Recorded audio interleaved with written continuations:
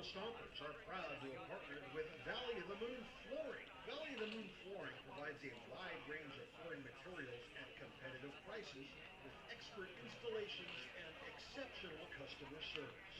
Valley of the Moon Flooring owner Jason Walter is committed to providing both excellent service as well as supporting the community he grew up in. Valley of the Moon Flooring and the Sonoma Stompers, proud partners. The Sonoma Stompers invite you to try Nana's Olive Oil. Nana's estate-grown extra virgin olive oil is made from olives grown on the property of Vianza Winery that were hand-harvested and pressed to create Nana's extra virgin olive oil. Go to shop.vianza.com to see for yourself why Nana's olive oil is the very best. United States Congressman Mike Thompson, representing California's 4th District, is a proud supporter of the Sonoma Stompers. Call California Wine Tours to experience the best Sonoma and Napa Valley wine tours available. California Wine Tours can be reached at 800-294-6386 or book online at californiawinetours.com.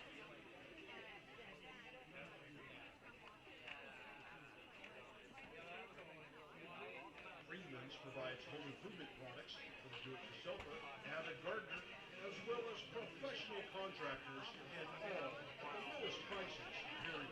Freeman's Home Improvement proudly serves the entire North Bay with convenient locations in Santa Rosa, Petaluma, Sonoma, and Ukiah. Stop shopping at the big box stores for your home improvement. Shop local. Shop Friedman Brothers.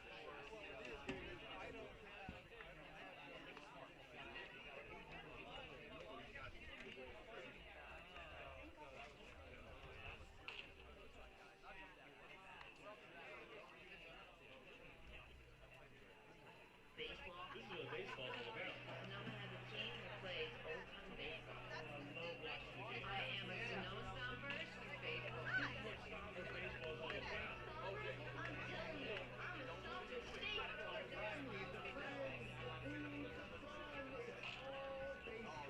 This is how baseball should be done.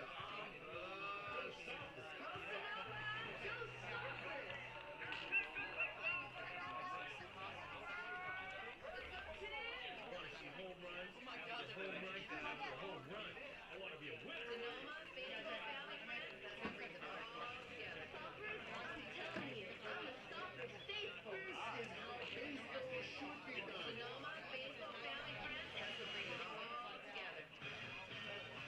Good evening, baseball fans.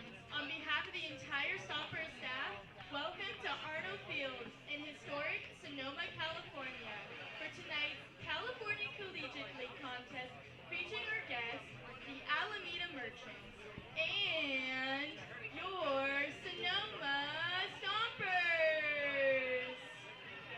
My name is Mia Johnson, and tonight I will be your stadium voice of the Sonoma Stompers. Hey fans, if you want to take part in any of our Stomper interactive games happening between innings of today's contest, just find Hey Trey. You might be the star of the game. Interested in Stompers gear? You can purchase Stomper t-shirts and hats, as well as Stomper jerseys at the souvenir stand located behind the Stompers dugout. Short on cash?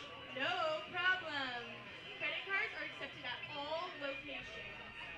While attending tonight's event, I'd like to remind all spectators to please be aware that baseballs, bats, and other objects may fly into the spectator area. This can be very dangerous and can cause serious injury. Please be alert at all times when you're in the spectator area. Please inform children in your care of these risks.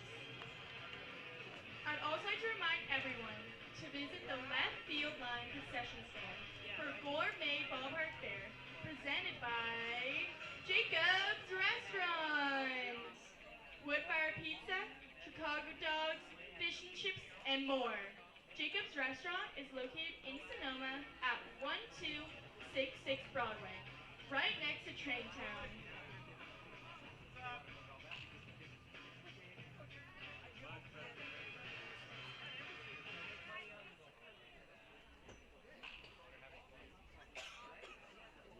It's time to meet today's home run hero, brought to you by Jason Halter from Valley of the Moon Flooring.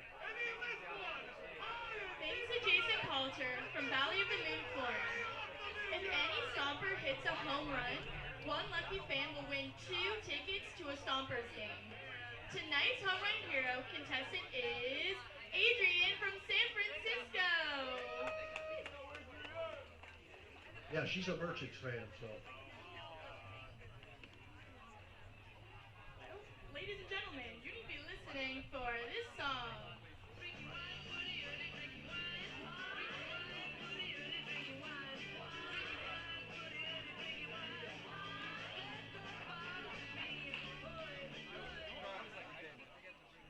When you hear that song, that means our California Wine Tour's wine whipper is coming to the plate.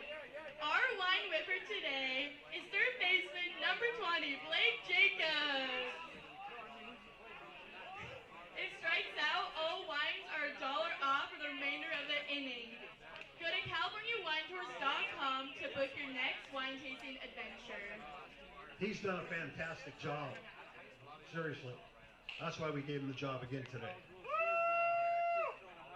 All right, ladies and gentlemen, welcome to Sonoma. How's everybody doing?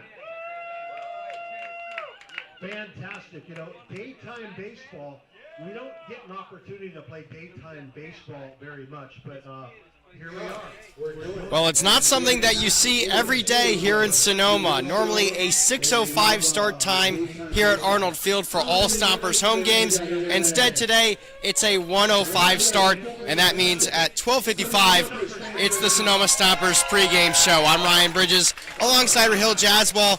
The Stompers and the Alameda Merchants clashed yesterday, a 2-1 victory on a balk-off.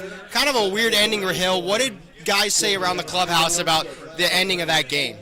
The ending was certainly strange, but leading up to it, the Stompers actually asked for a balk on the previous 3 pitches before it was called. So Ross Goschlag and Zach Pace actually saw it coming. But overall, I talked to Zach Pace before the game, and he was not too happy with the hitting approach in general. He said that they swung at a lot of bad pitches out of the zone, so you can expect the Stompers to be a little more patient today. All right, so after a weird game yesterday, a brand new day of baseball, Rahil, let's just address the elephant in the room. Playing at 1 o'clock, how have Zach Pace, the coaching staff, the players, how have they really adjusted to it? You know, you would think that there would be a lot of adjustments. Looked at me and said, I love the 1 o'clock games. I love the daytime baseball. I even asked maybe about the sun or anything like that, but Pace has talked about how they've played games in much hotter conditions that started at 6 o'clock. One of them was yesterday, one was in the 90s. So overall, Pace is not, and this team is not too concerned with the conditions of 1 o'clock. So expect the Stompers to go out and do what they're expected to do, and that's get a victory today. Obviously a 2-1 win. Both these teams a little bit quiet on offense yesterday. How do you think their approach may change coming out here playing at 1 o'clock? For Zach Pace's team, the Stompers in general, expect a lot more patient at-bats. As I mentioned earlier, Pace talked about how there were a lot of swings and misses at pitches out of the zone, so expect the Stompers to try and work some deep counts overall. And today, I think that's when their offense is at their best, where they're moving the line, they're working 3-2s, they're getting on base with walks. So expect a much more patient Stompers offense today.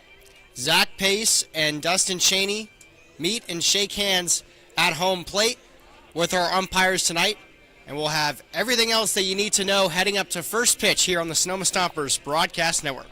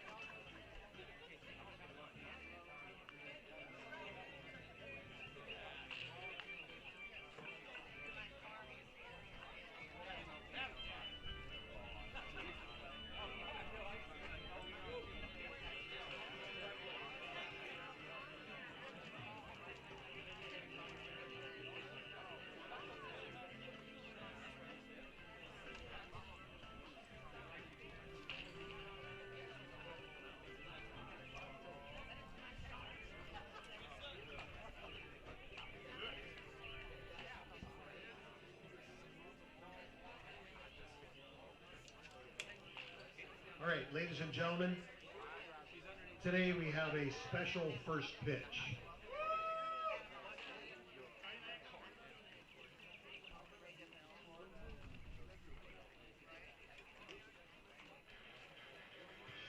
All right, I'd like to introduce to everybody Mona Dunn. All right, Mona, come on out here with me for a second. This is Mona Dunn. She's... Oh, I got the name wrong. Bad me. Mona Singh. She's been 3 years here with the Stompers, and today is her last game. We are going to miss her very much, and so she's going to throw out the first pitch. She is moving to Washington State, and she's going to tear it up there just like she did here. Are you going to the top of the dirt? You can go wherever you want. All right, she's going to go right there. Mona Dunn, everybody.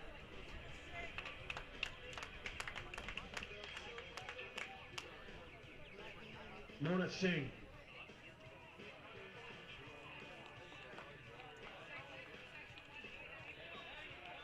We're calling that a strike. In Washington, they call them different, so you're just getting used to being there. Ladies and gentlemen, Mona Singh with the first pitch today. We will miss her tremendously.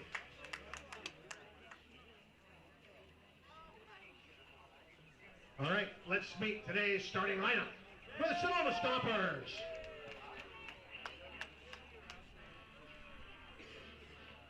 Leading off for the Stompers from Creighton University, left fielder number 15, Tyler Zukowski.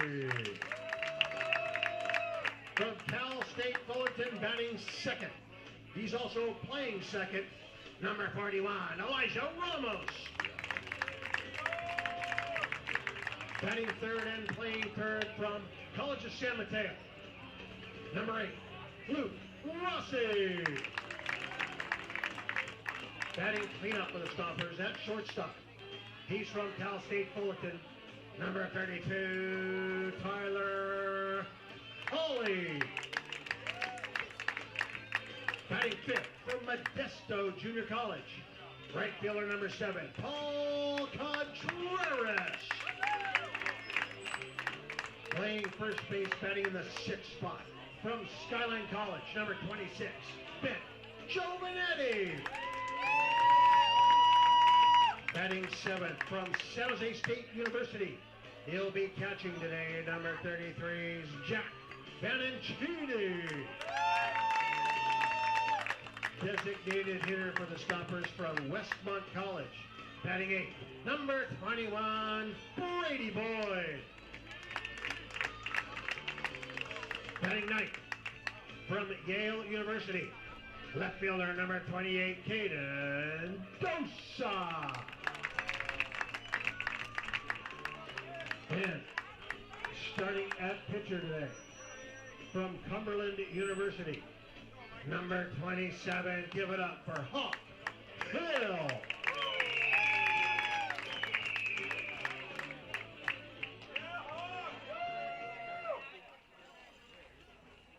Ladies and gentlemen, at this time, will you please rise while we honor America with the singing of our national anthem. Here to perform the Star-Spangled Banner live is the beautiful Sandy Pollock.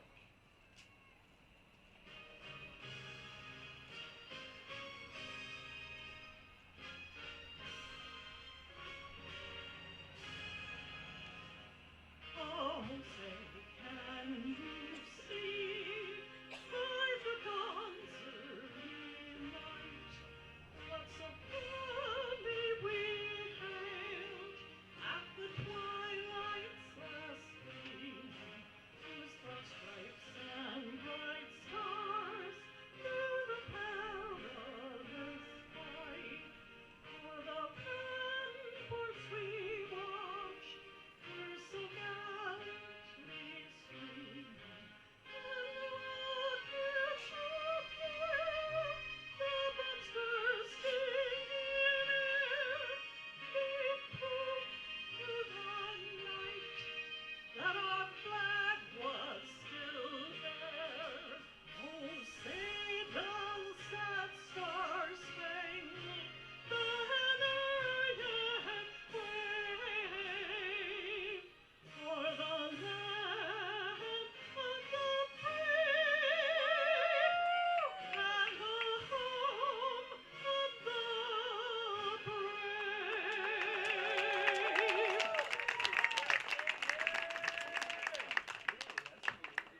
Sandy Pollock, everybody. Thank you. And God bless America.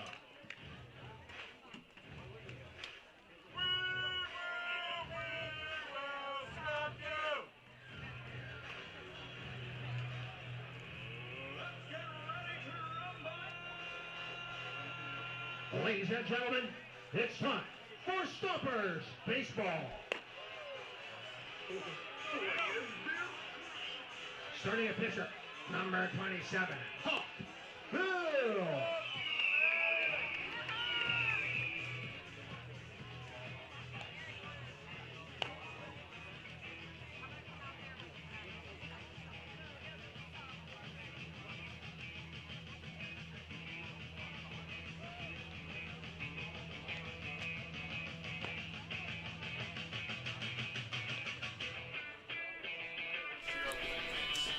It's time now for first pitch from Arnold Field, the Sonoma Stompers, and the Alameda Merchants. We'll get you the batting order for the Merchants today. Batting first and playing center field is Wyatt Timms. Batting second and playing shortstop is Jace Jeremiah. Batting third and playing left field is Casey Levitt McGee. Batting fourth and playing first base is Jack Bickerton. Batting fifth and playing right field is Aiden Tackless. Batting sixth and is the pitcher and the DH for the Merchants, it's Rocco Borelli.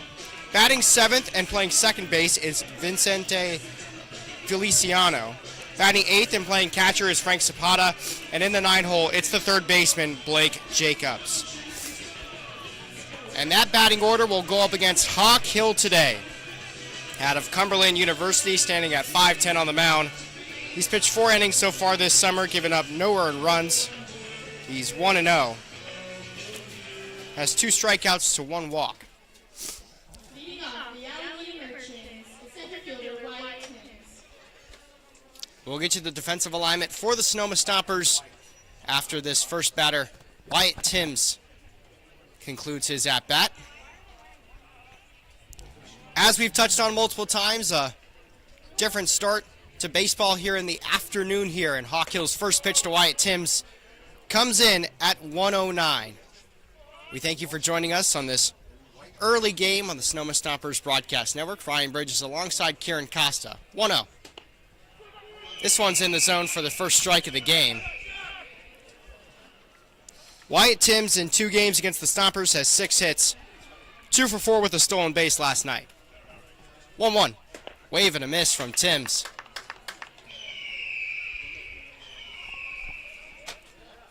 Making that call behind the plate was Jason Blackburn. Kate Hart is the third base umpire, and Eric Thompson is over at first. 1-2 from Hawk Hill. Wave and a miss once again from Timms. And 1 batter and 1 strikeout for Hawk Hill. Yeah, Zach Pace really prides himself and Hawk Hill on his command. He doesn't walk a lot of people, especially compared to everyone else in the CCL. Coming into this game, it's not a lot of strikeouts and not a lot of walks. He puts the ball in the zone and challenges the opponents to hit it. First pitch to Jace Jeremiah is low and away.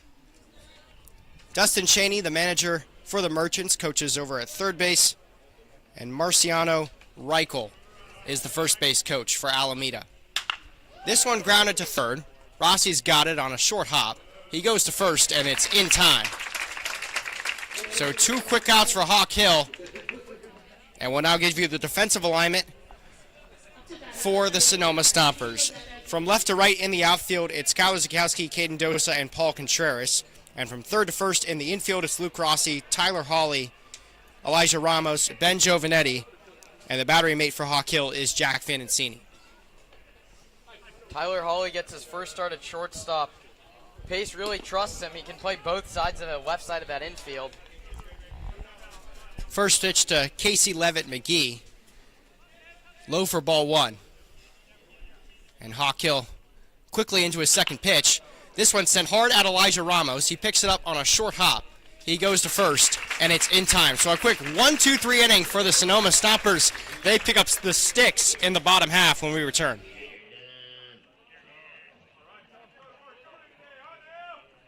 Hey, bud, let's party. That's right. You can book your next party or group event right here at a Stompers game. Birthdays, company get-togethers, bachelor parties, bachelorette parties, pre or post-wedding parties, you name it. For reservations and information on how you can book a group event in the beer garden, in the left field oasis, or our new group area, the Champagne Club, call our fan shop at 707-938-7277 or email info@stompersbaseball.com.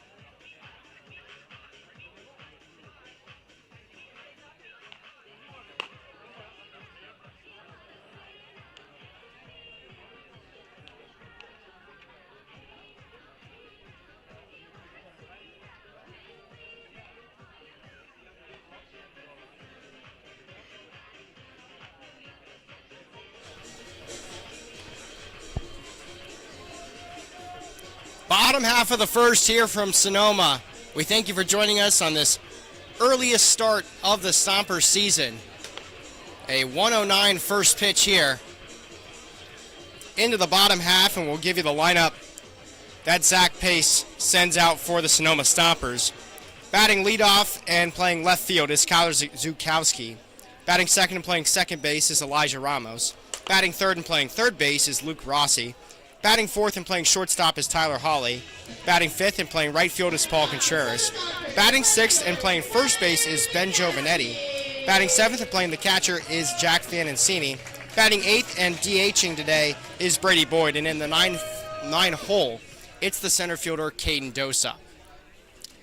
They'll go to work against Rocco Borelli, who's the DH for the Alameda Merchants. He's the sixth hitter in their order.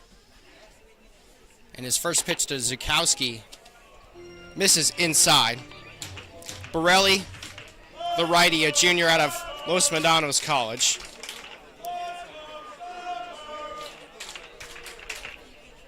One-0 pitch.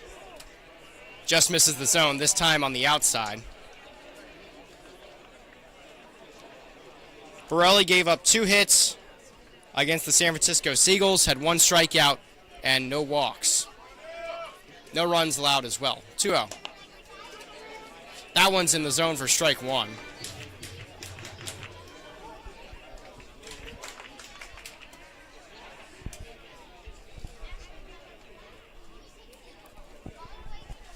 Borelli comes on once again. It's a breaking ball that drops in the zone, count 2-2.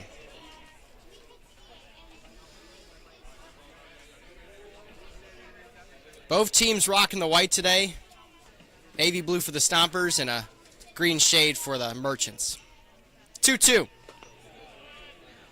Breaking ball misses low and the count runs full. Arnold Field starting to fill up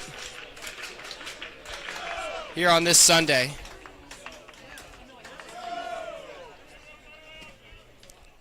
This game, one of 2 that is slated for a 1:05 start time. Obviously, more could pop up on the schedule. 3-2, sent out to center field by Zukowski. Wyatt Timms going back. He's towards the wall, and he makes the catch with his left hand. Yeah, Ryan, watch out. This is the hottest start time we'll see. That ball really just kept on carrying on Wyatt Timms. A nice piece of center field defense to track that one all the way. It looked like it was just going to be a medium deep fly ball. It chased him all the way to the alley. Yeah, Kieran, 85 and blue skies here in Sonoma. You normally see the temperature drop, although yesterday, 89 at first pitch. It's been a hot week here in Sonoma. First pitch to the 2-hitter, Elijah Ramos. This is outside. Elijah's 340 on the summer and 294 in CCL play. Normally in that leadoff spot. Dropped down to 2 tonight. And he takes a first pitch strike on the inside.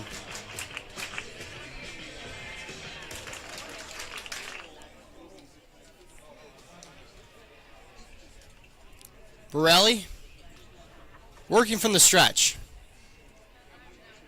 1-1 pitch. This one a little low.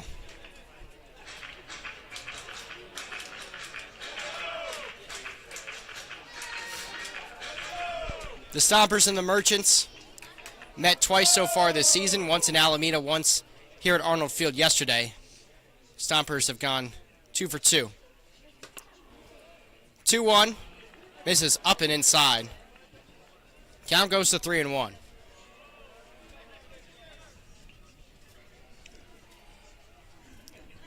It's Jacoby Heyer coaching first base, and Dave Hoke is coaching third for Sonoma. Borelli gets a sign he likes from Frank Zapata. Now comes home on a 3-1. Pitch misses just a little low, ball 4. And the first base runner of the game, it's Elijah Ramos taking first base. Up to bat, third baseman, Lou Rossi.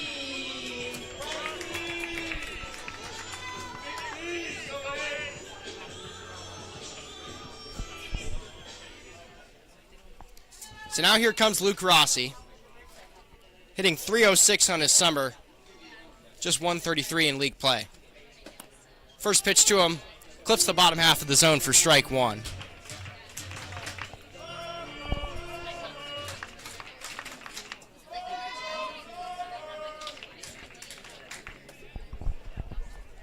.01 picked back over to first, not in time to get Elijah Ramos. It was Jack Bickerton trying to apply the tag at first base. Yeah, Ramos was picked off once yesterday on a back pick. He was hung up between first and second, and what turned into a real tough day on the bases for Sonoma. Borelli's 0-1, popped back by Luke Rossi, and he's behind in the count 0-2. Rossi struck out in that 10th inning. He had a chance to win it and was clearly frustrated after that strikeout and after the game. Went 1 for 5 yesterday with a single. His last 2 at-bats were strikeouts with the game in the balance. 0-2. Misses low and away.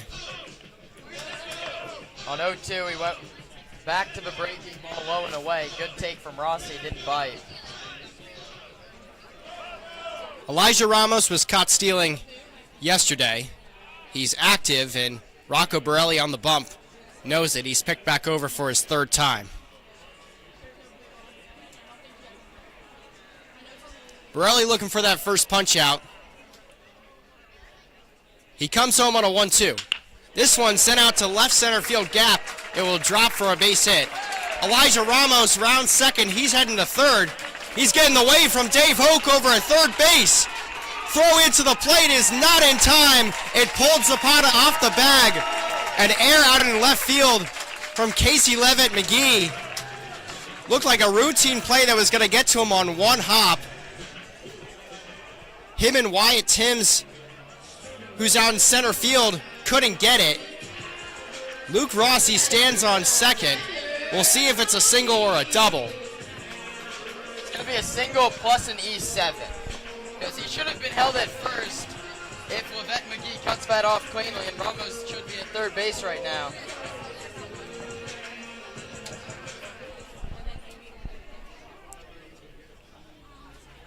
So now a 1-0 ball game very quickly here for Sonoma. These two teams only combined for 3 runs last night. Rossi with a big lead at second base, not being held on, and the first pitch to Tyler Hawley is a wave and a miss in the righty's batter's box for Hawley. Hitting in his normal 4 spot tonight. He's .290 in CCL play. Has 1 home run and 5 RBIs. Yeah, but really struggling lately. 2 for his last 12 at the plate over this week of CCL action. Pace looking to get that bat swinging again. 0-1 from Borelli is a fastball that goes right down the middle for strike 2. Borelli was in a 0-2 count against Luke Rossi. who's now standing at second base.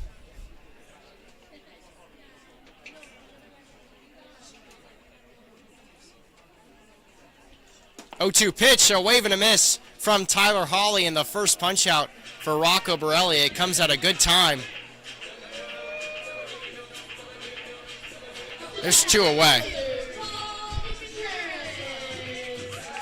This is Contreras' first start in right Ryan. We've seen him in center field every other time he's been in the lineup, but Caden Dosa put on a show out in center field down south when we were playing slow. And Zach Pace, I agree with that decision to trust Dosa with the center field duties tonight. Borelli's first pitch to Paul Contreras is a big swing and a miss from the righty. Contreras with perfect splits in league, out of league, hitting .222 in both. He's got 2 home runs and 8 RBIs this summer. 0-1. Another big swing and a miss. The powerful Contreras heading to Fullerton soon. Contreras tried to get his 3rd home run on the season on both those swings, where all he really needs is a single to knock in Rossi from second. No balls, 2 strikes, 2 outs. Luke Rossi over at second base. Pitch from Borelli, just clipped by Contreras at the end of his bat, and we'll do it again.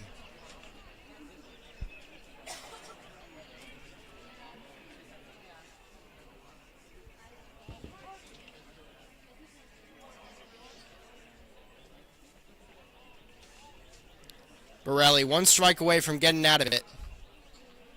Now fires another 0-2. This one misses outside, ball 1.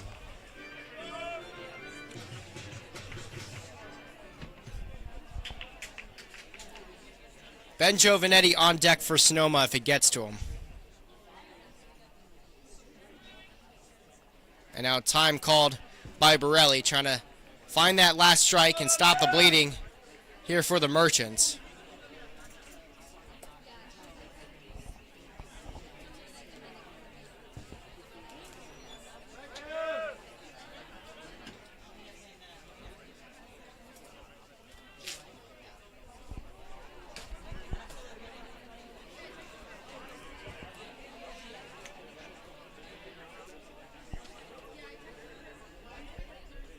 So now we have a 1-2 pitch from Borelli.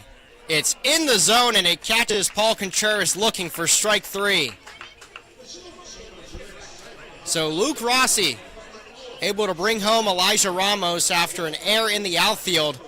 Gives the Stompers 1 run in the first inning. Outstanding menu featuring the best Mediterranean-style offerings in town.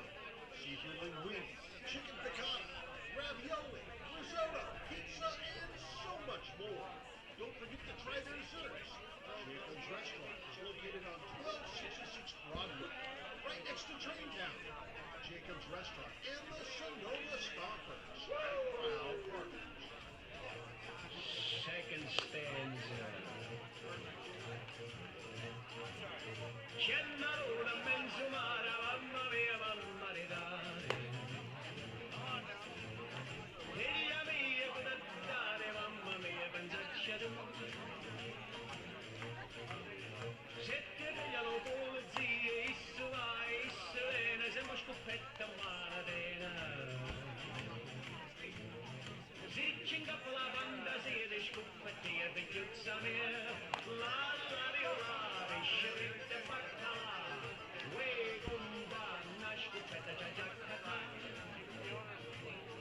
And now for you nice ladies and gentlemen out there who don't understand the tribal language. Hawk Hill on the bump once again. He faced the minimum in the first inning for the Sonoma Stompers. One of the rare 3-year players here in Sonoma.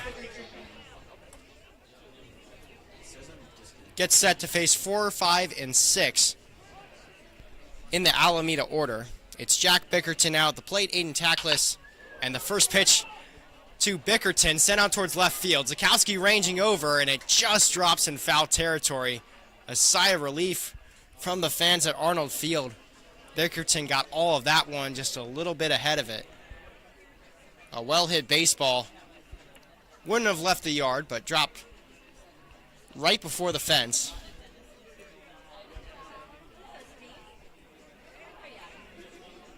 It's the 4-hitter Jack Bickerton, the 5-hitter Aiden Tackless, and the 6-hitter Rocco Borelli. 0-1. Breaking ball popped into center field. Dosa comes underneath it and makes the catch. He didn't have to range far. He was already shaded over to that right center field gap, and that's exactly where Jack Bickerton put it for the first out.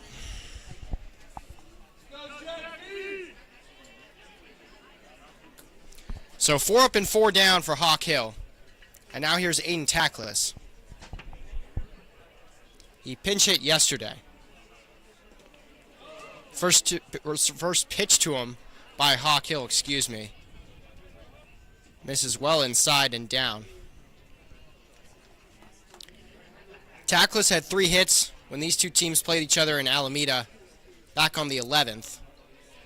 1-0. Sent out to center field once again, and this time it will drop before Caden Dosa, the center fielder. And Aiden Tackless with a little blooper goes down as a hit.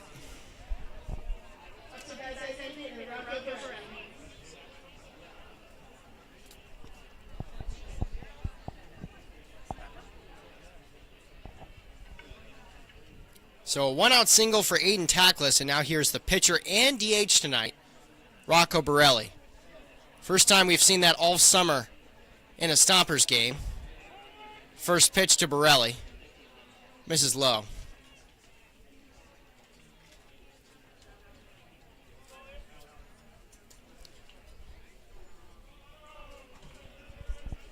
Borelli hit .354 at Los Menanos College as Hawk Hill picks back over to first base. Had 5 home runs and a whopping 74 RBIs. He's set for a 1-0. This one grounded hard to third. It goes out of Rossi's glove at third base, and he won't make the throw. Had trouble picking it up with his bare right hand. Would have been a very tough play to get Borelli. And it will go down as an E5 on Luke Rossi. Sort of hits his leg on that one. Knows he should have had it. And now runners at first and second and 1 out.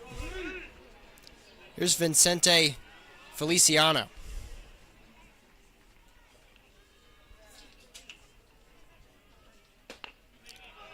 First pitch from Hill in the zone for strike 1. It clipped the bottom half at 81 miles an hour. Hill just needs to get that same ground ball, and if Rossi is given another attempt at it, he'll turn to double play.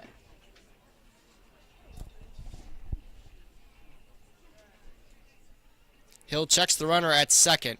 Now fires an 0-1. Check swing from Feliciano.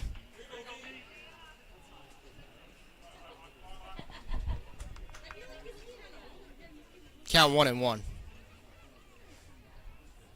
Borelli not being held on at first. He's got a large lead.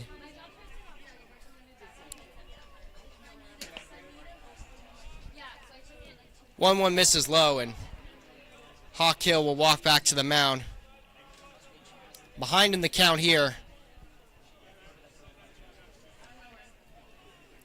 Double play at first and second. Ends the inning. Trying to force that ground ball, as Kieran said. 2-1 pitch. Off speed misses high. Count 3-1.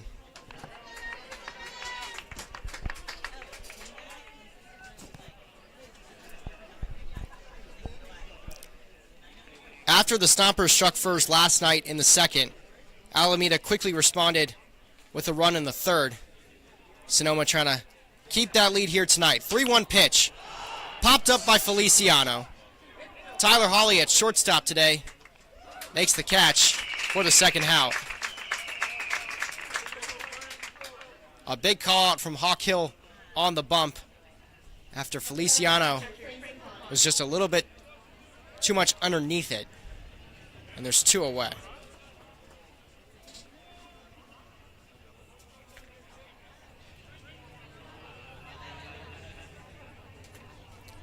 So now the play's at any bag.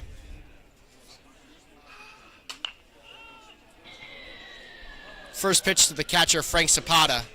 Fouled away to the right side. Zapata hitting 438, on his summer. No extra base hits for the righty.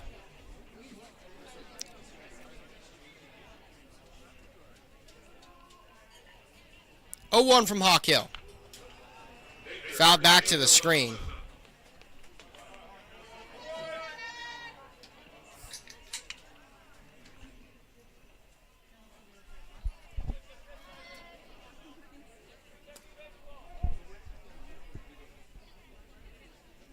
No balls, 2 strikes, 2 outs. Runners at first and second. Hill with the high leg kick and the pitch. Fastball misses upstairs.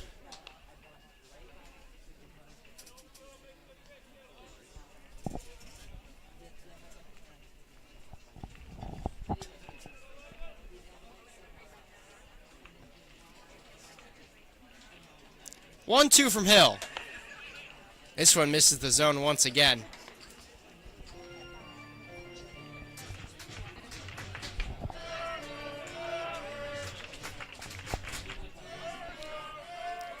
A good crowd here at Arnold Field. An early start time today. 2 balls and 2 strikes. The pitch. Grounded to third to Rossi once again. He'll go for the third base bag and step on it in time for the last out. So Hawk Hill works out of a jam. And the man who gets out of it is Luke Rossi, who made an error earlier in the inning. He makes up for it here. Keeps this game at 1-0 for Sonoma. Anything you need for your pet, go to PetsLifeline.com for more information. All right, we got a lot of kids lined up, and we got Levi, who's celebrating his birthday tomorrow. He's going to be running too. We got everybody's in, all right? We got any other stragglers coming in? All right, bring them over here. Okay, send them in. Send them in. Time's a-wasting.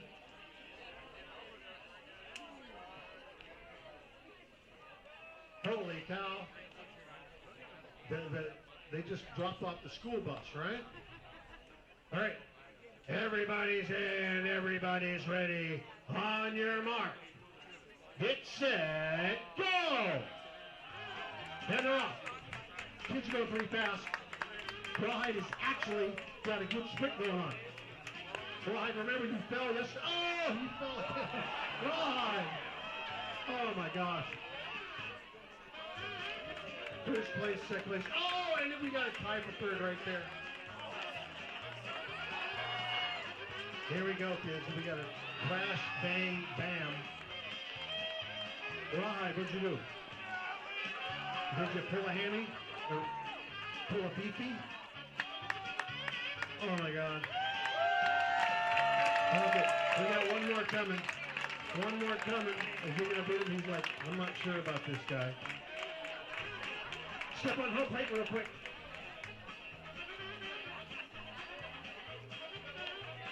That's the Rawhide race brought to us by Pets Lifeline. Pets Lifeline, helping you with all of your pets' needs.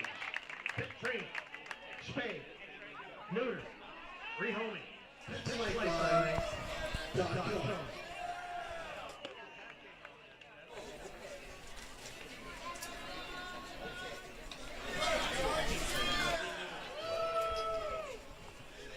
Kids here at Arnold Field done racing Rawhide and around the base paths.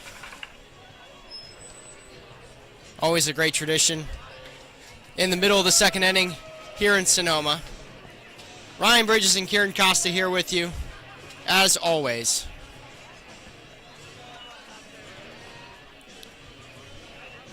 Rocco Borelli due up once again.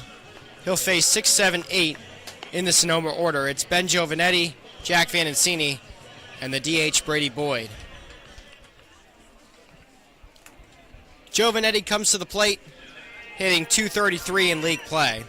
has 1 home run and 5 RBIs in the CCL this summer.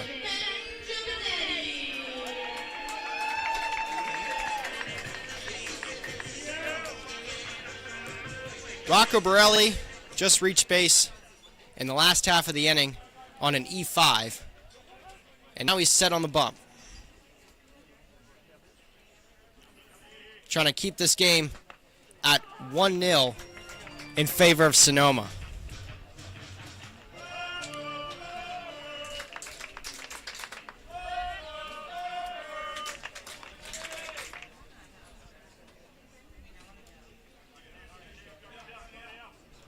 No balls and 1 strike here to Giovanetti.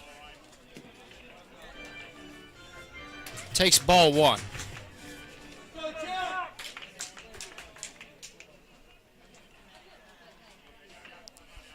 Ben was 0 for 4 last night. 1-1 pitch. This is inside.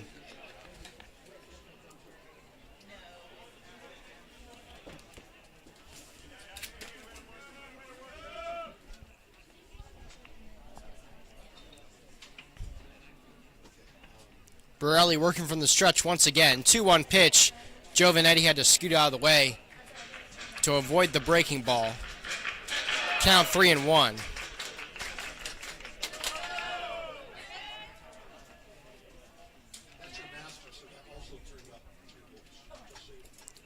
Three balls and 1 strike. The pitch to Giovanetti has to duck out of the way once again. It seems as though it hit him on the hand. He's trying to shake it off, and now he bends down the first base line. Seems to be walking it off okay. Got him on that left hand. Closes to the pitcher. Would have came in as wide ball 4 anyway, and now Giovanetti being looked at by the athletic trainer of the Sonoma Stompers, along with manager Zach Pace and first base coach Jacoby Heyer. Obviously, that left hand, Kieran, would be useful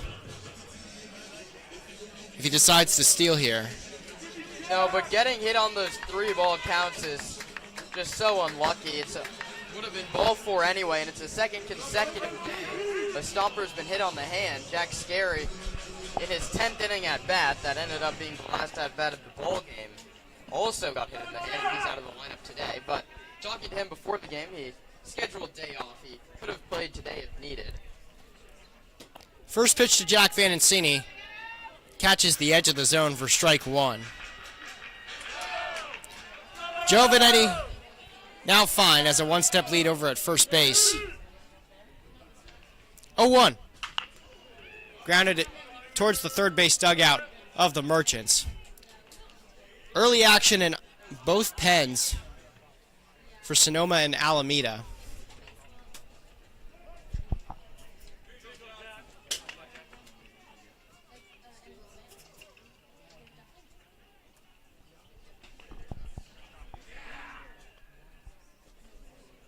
No balls, 2 strikes.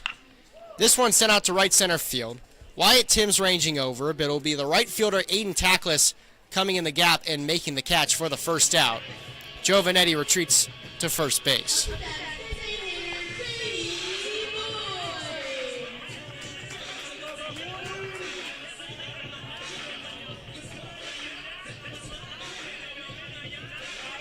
David Andrews is the pitcher up in the bullpen for Alameda. And Brett Mallett in the pen for Sonoma. First pitch from Borelli to Brady Boyd. Called a strike. Boyd has seen limited action, only 4 at-bats through 2 games in CCL play. He's 0 for 4. But in non-league games, he's hitting .330. Kick back over to first. Not in time to get Vannancini.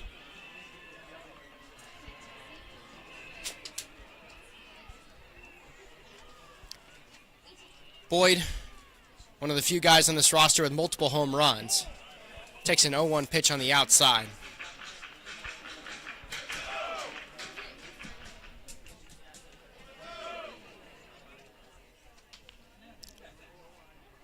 One ball and 1 strike to the DH. Big wave and a miss. The powerful Boyd wanted to send one out of here down the right field line. Instead, count 1-2.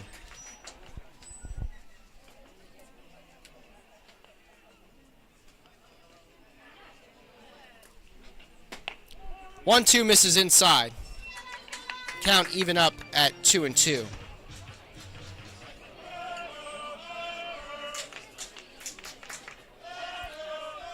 Double play on for Alameda if they can turn it. 2 balls and 2 strikes. Borelli's pitch. Popped up to short. Jace Jeremiah is underneath it. He's got to block the sun with his glove, and it gets in the way of him, but he'll calmly toss over to second base. Giovanetti had no choice because of the drop ball to go to second, and it's an easy second out, but a odd play over there at short by Jace Jeremiah. Yeah, Ryan, we talked about the sun playing a factor, and it clearly did there. Jeremiah just could not find it in the whites. Either way, though, that's the obvious play. In Ben Giovanetti's situation, there's nothing you can do. You have to hold on the pop-up. And Jeremiah very calmly picks it up and gets the 6-4 fielder's choice. First pitch to Caden Dosa, grounded to third. It goes past Jacobs and into the outfield for a base hit. We'll put it down as a hit for Caden Dosa. The single advances Brady Boyd over to second. And now first and second with 2 outs for Sonoma. Back up to the top of the order with Kyler Zukowski.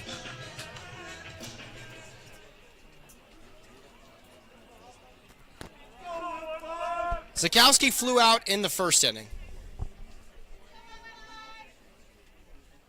Worked 2 walks last night. Borelli checks Brady Boyd at second. Now fires the first pitch to Zukowski.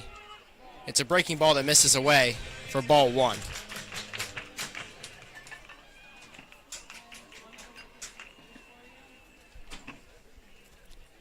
Second baseman Feliciano shaded over toward that second base bag, and no one's holding on Caden Dosa over at first.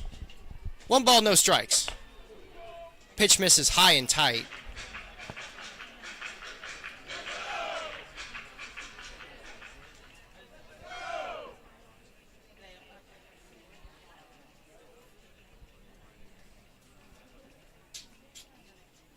Borelli gets a sign he likes from Frank Zapata. Now comes home on a 2-0. This one's in the zone for strike 1.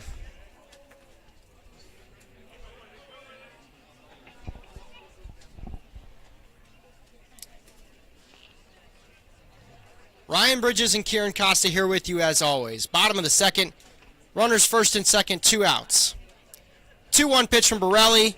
Breaking ball in the zone once again for strike 2. And Borelli working back. Started out behind 2-0.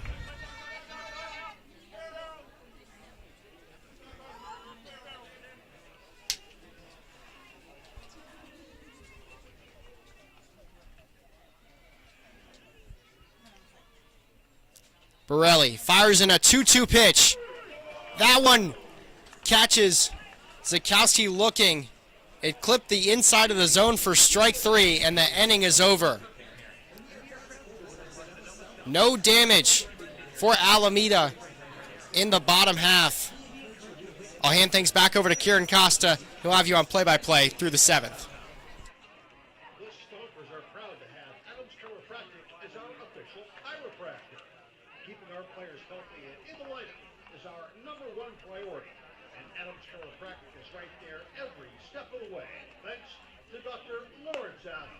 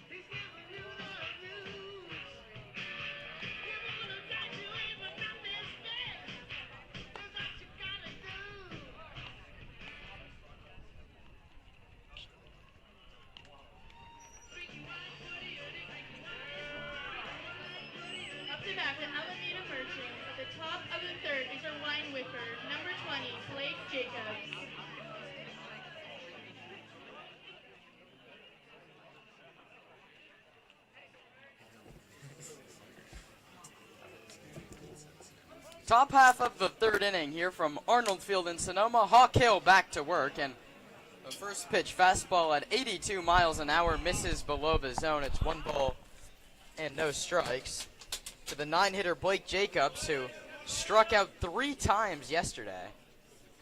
And this one sent towards center, right at Caden Dosa, who makes the thigh-high catch. There's one away. So it's not a strikeout, but it is an out. There's quickly one away here in the Alameda third. That means it's back to the top of the order in Wyatt Timms. He's been the Stompers' killer of this season. 6 hits in 2 games, 2 for 4 on the bases, but Hawk Hill got the better of him in the first via the strikeout. Another first pitch fastball misses away. We've seen a lot of first pitch heater so far from Hawk Hill as he now works into his third inning. There's the slider, and it runs away and fools Timms 1-1. It fooled Timms for the third strike in the first inning. Seems to really see something in that outside pitch. Hawk Hill's been good with it. That one misses upstairs. It's 2 balls and 1 strike.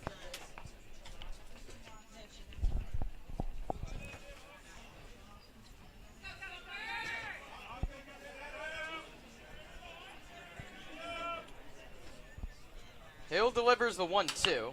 It's popped up foul, and it's going to sail over Brett Mallett, up and loosening in the Stomper bullpen down the first base line.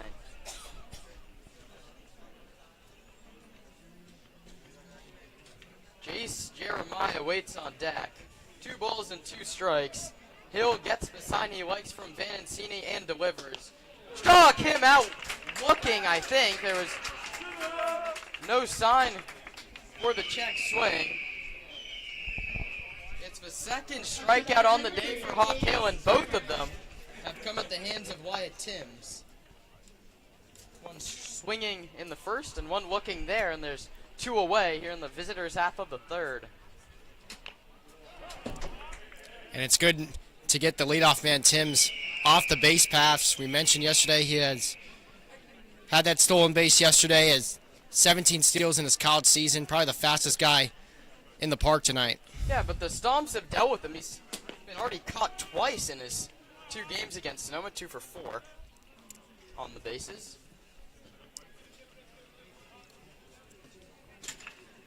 That brings up Jace Jeremiah, who entered the contest hitting .231. He grounded out in the first inning, and he's behind in the count 1-2 here. Look for him to swing the bat. No walk so far on the campaign for Jeremiah. The 1-2. Swing and a miss. He struck him out. 1, 2, 3 go the Merchants in the third. The Stompers coming up in the bottom half. The Sonoma sack race. If you want to grow up and play baseball for the Stompers, you're going to need fantastic coaching. You'll find that fantastic coaching at Sonoma Stack Baseball. Come to Stack Travel Ball online for more information on how Sonoma Stack can make you the player you want to be. All right, we've got the kids lighting up right now. We got a bunch of little ones.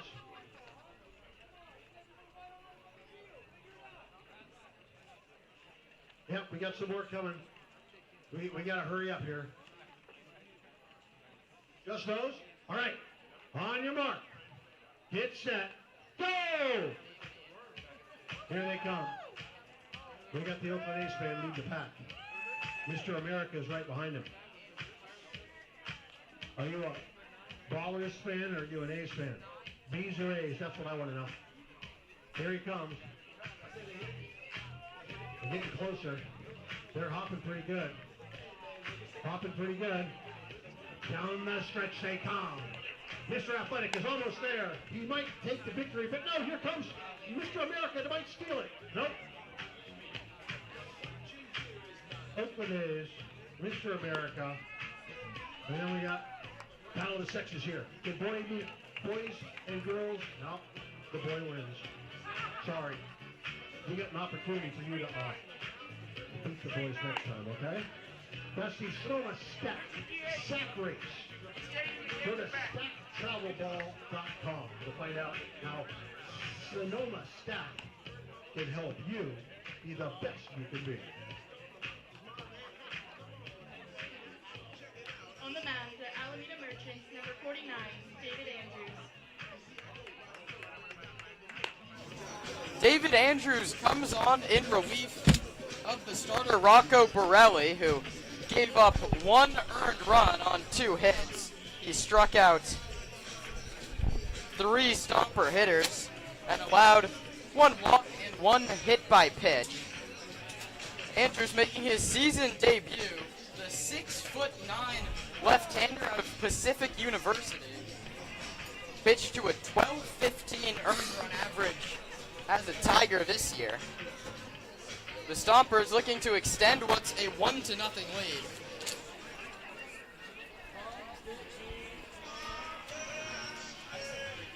Up to bat, the Stompers, number 41,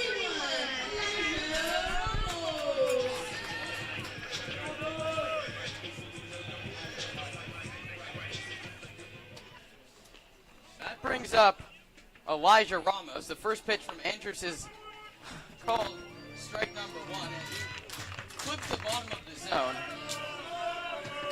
Elijah Ramos checks in at 5'9". Andrews checks in at 6'9", a full 1 foot taller than the Stompers' second baseman.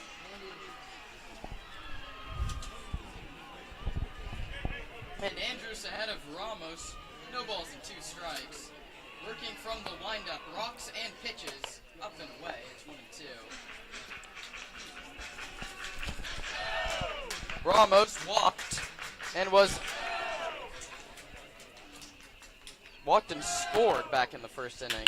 This one's lined toward short over the leaping grab of Jeremiah, dunks into left field. And that's why height doesn't matter in baseball. He's a foot shorter than the pitcher, but he tacks him for a hard hit single to left field, and the Stompers have the leadoff man aboard for the second consecutive inning.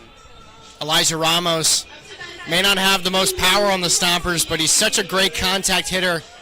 Knows how to pull that ball just over the infielders, and he does such a great job at it right there.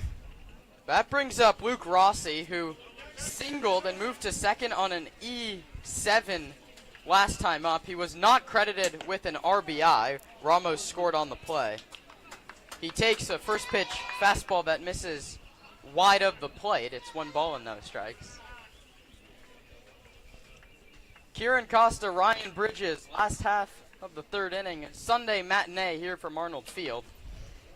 As Andrews misses badly up and away, it's now 2 balls and no strikes. Rossi out ahead of Andrews. That one snow cone into the glove of Frank Zapata. He missed that. Elijah Ramos will be on second base. The 2-0 is a mile-high pop-up right at the center fielder Timms if he can find it in the sun. Takes a few steps to his left and reaches up and makes a stab at it, and he makes the catch. There's 1 away. We saw the sun was a problem for Jace Jeremiah, obviously playing at 1 o'clock. It's going to be right above you, so more of a factor today than you would say other days. That time, it works out for Timms to make the catch, but he was ranging over to his left, and then he had to work back to his right for that ball.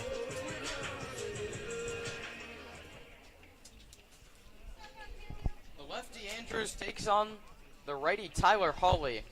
The pitch.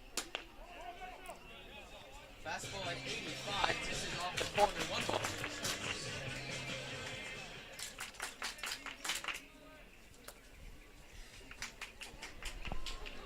Andrews picks back to check on Ramos, nothing doing.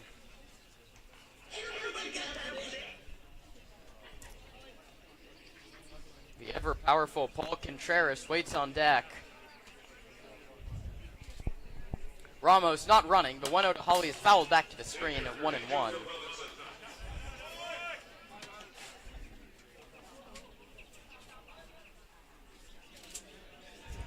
One ball, 1 strike. 1 out, 1 on, 1-0 Stompers, bottom half of the 3rd inning. Andrews gets the sign he likes from Zapata. delivers a 1-1 outside, and Holly's ahead in the count 2-1.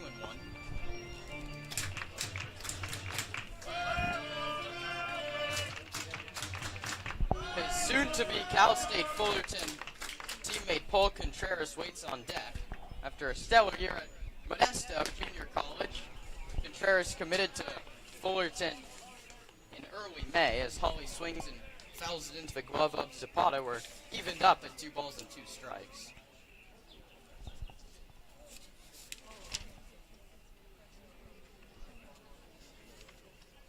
Ramos, a very short leadoff first, but 2-2 is grounded foul towards the Alameda Merchants dugout down the third base line. Kieran, you mentioned it's been a tough week for Tyler Holly. One thing that he doesn't do, and I hope I don't jinx him, but the one thing he doesn't really normally do is strike out. Didn't strike out in that second game against Slow, didn't strike out last night. Struck out in the first, though.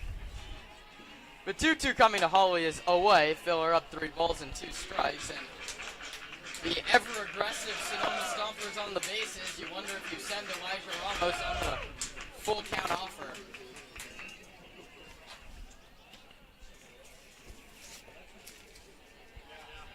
Ramos runs, the pitch is low, and it won't matter. Never mind, they said that Tyler Holly went around on the play, and he's out. No need to throw down to first because Ramos still technically has that bag, and there's no drop third strike with the runner on first base. So it's a true stolen base for Elijah Ramos.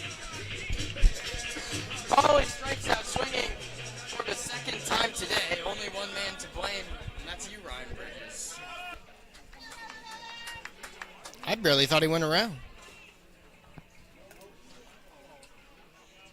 It was called at the plate by Jason Blackburn, not even an appeal, as Contreras swings and fouls the first one back to the screen. It was a problem that came up a couple times last night. Tyler Zukowski was called out on a check swing, and he was convinced he held up. The 0-1 to Contreras is a slider that drops in there for a called strike 2.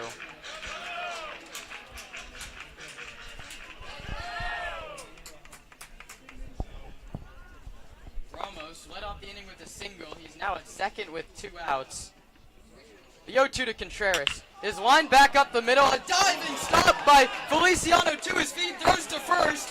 Not in time. Bickerton was off the bag, but what a play by Vicente Feliciano. He just took an RBI away from Paul Contreras. That ball was heralded for center field. Vicente Feliciano went into a headlong dive, and Dustin Cheney's going to come out and have a word with Jason Blackburn and Eric Thompson. And we saw these managers come out a few times yesterday, but this is a good time to come out if you're Dustin Cheney, because the home plate umpire can overturn that call at first base, because the call was that he pulled him off the bag, not that the throw wasn't in time. For now, it goes as an infield single for Paul Contreras. Moving to third on the play is Ramos, and Dustin Blackburn and Eric Thompson are going to have a meeting. Yeah, at the very least, Dustin Cheney's going to force a conversation here. Call's still going to be safe. 94 miles off the bat of Paul Contreras. He can't get the runner home from third, but he does get a single. Dustin Cheney's plea to the umpires comes up empty, and it's up to Ben Giovanetti to try and get the run home with runners on the corners and 2 away.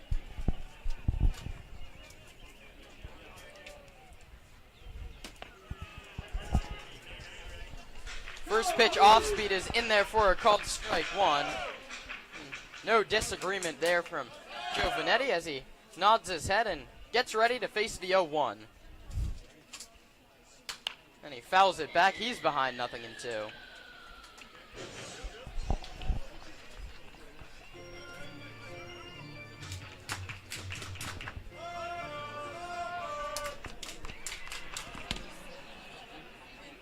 No balls and 2 strikes to the Stomper first baseman. The pitch. Misses outside. David Andrews was halfway back to the Merchants dugout, but he's going to head back on the hill.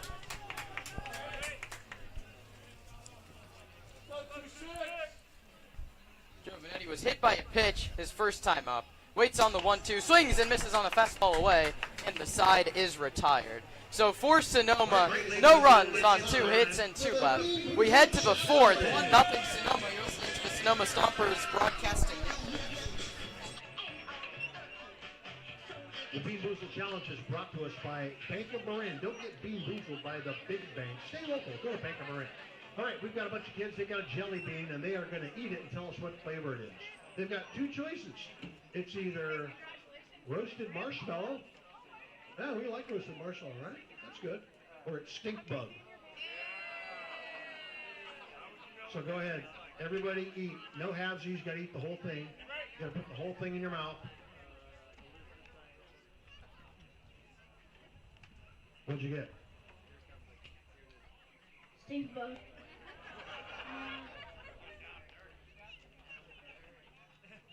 That's in marshmallow. What'd you get? Stink bug. Roasted marshmallow. Stink bug. I don't know what it's called. Kind of. I got the marshmallows. Stink bug. Stink bug. We got more stink bug than roasted marshmallow. It's supposed to be 50-50. Oh well. That's the Bean Boozled Challenge brought to us by Bank of Marin. You want to do another one? All right. We'll do another one. On the mound, the Sonoma Stompers, number 29, Brent Mallett. I've been waiting all night for this moment. I've been waiting all year for this moment. I've been picturing you taking off your clothes. I've been literally curving all your short clothes. Daddy told you better bring your ass on. All right, the next one is either Tutti Frutti or it's Stinky Socks. Brett Mallett comes on in relief of Hawk Hill. A very solid day at the office. 3 shutout innings, 1 hit, no walks, and 3 strikeouts for Hill. Not in line for the win. Only 3 innings of work today for the Stomper starter. Zach Pace will turn it over to Brett Mallett, who's not given up any runs in 3 innings of league play. He's charged for 5 runs in 4 2/3 innings out of league. 10 strikeouts to just 1 walk. So another guy with very good command for Sonoma. And that pitching change is brought to you by Sweetwater Spectrum. Life with a purpose for those with the autism spectrum.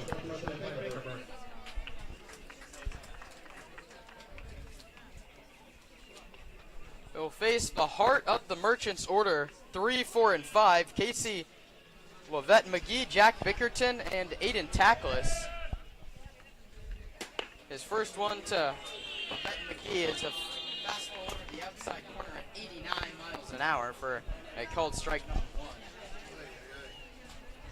3 shutout innings his last time out for Mallett, who delivers another fastball, this one at 90. And it gets through Vanencini to the screen.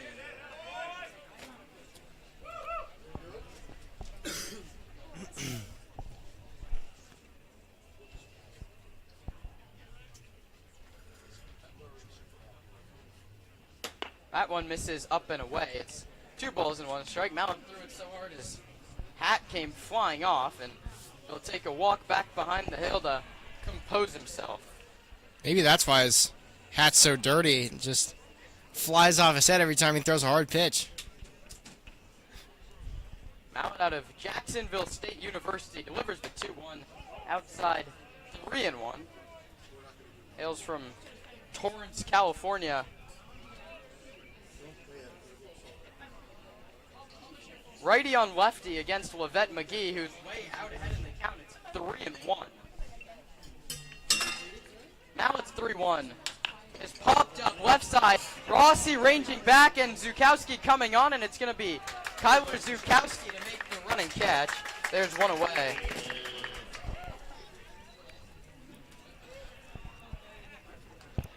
Brings up Jack Bickerton, who entered the contest hitting just a $118 with a couple runs batted in. He flew out to Caden Dosa his first time through.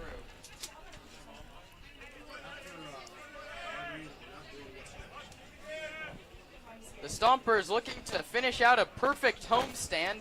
They're off tomorrow, and then it's game 3 against these Alameda Merchants, but this time in the East Bay. First pitch at 6 o'clock on Tuesday evening. You can catch the call of that one on the Sonoma Stompers Mixler account.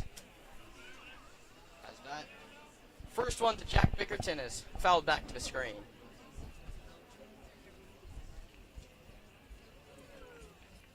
The Whitman first baseman awaits the 0-1 from Mallet. Drops it in there. Home plate umpire Jason Blackburn says it misses upstairs.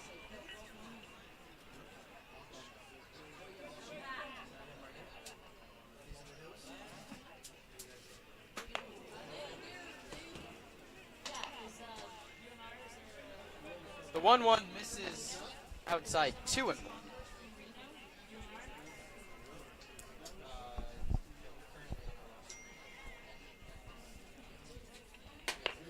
2-1 misses 3-1, and just like the first hitter of the inning, Brett Mallet has fallen way behind.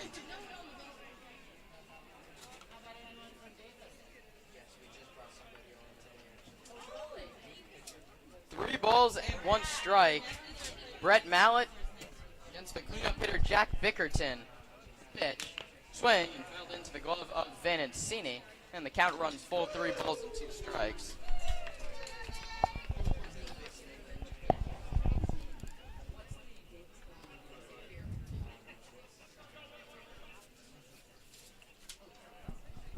Here comes the payoff. Outside ball 4. And that brings up Aiden Tackless, who singled his first time through. Tackless has a very similar career path to Casey Wavette McGee, who led off the inning. They both went to Sacred Heart Cathedral Prep in San Francisco, then to the College of San Mateo, and both playing summer ball for the Merchants this season.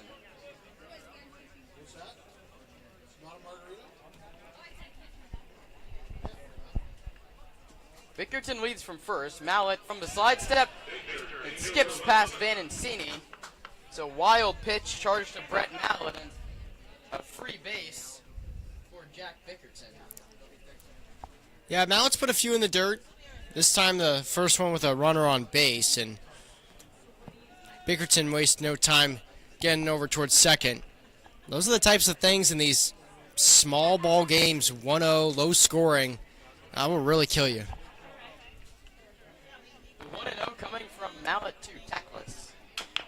He bounces it foul, and it kicks off the screen of the Stompers' first base dugout.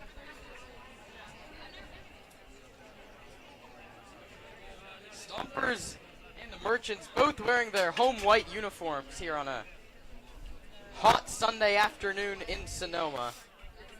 Mallet checks the runner at second, pitches the 1-1, it misses inside to Tackless. It's now 2 balls and 1 strike.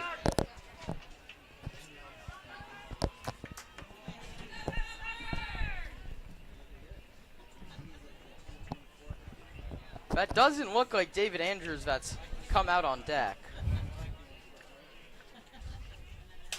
Tackless swings and fouls it back to the screen. It's 2-2.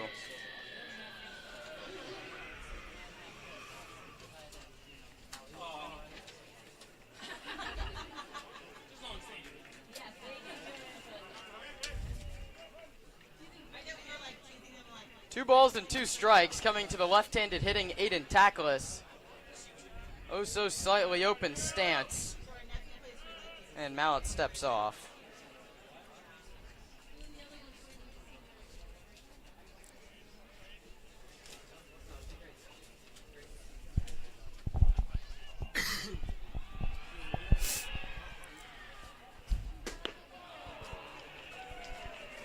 The Merchant right fielder swings and misses on a fastball. And it's a much-needed second out, keeping that runner over at second base. And that brings up Rocco Borelli. And I'm not exactly sure how he can stay in this ball game. He was taken out as the pitcher, but he gets to stay in the game as the DH. Maybe it's Under the Shohei Ohtani rule, I guess if they put him in the field is okay.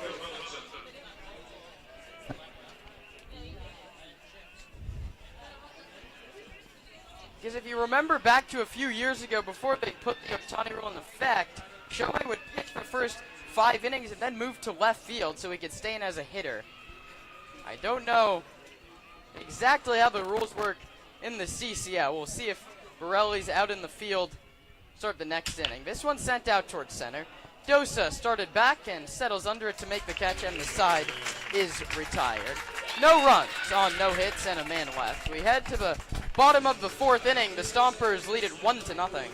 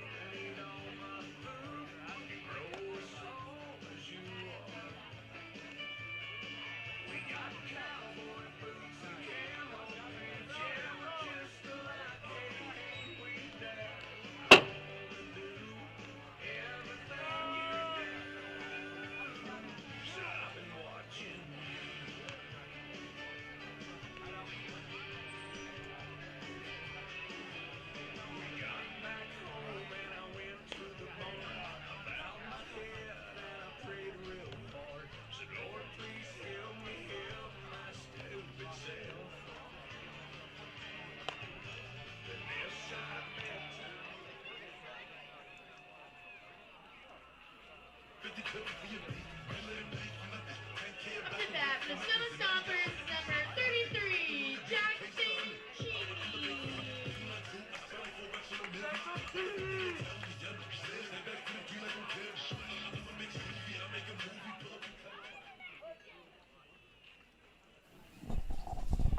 Last of the 4th, the Stompers still beat the Merchants 1-0.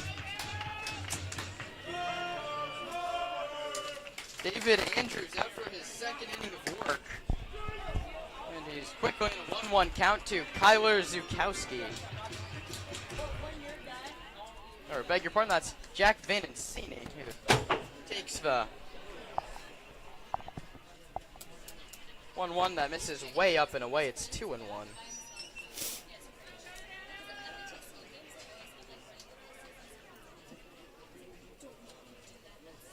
Andrews, the lefty, delivers to the righty Vanencini, and that one clips the outside corner. It's 2 balls and 2 strikes.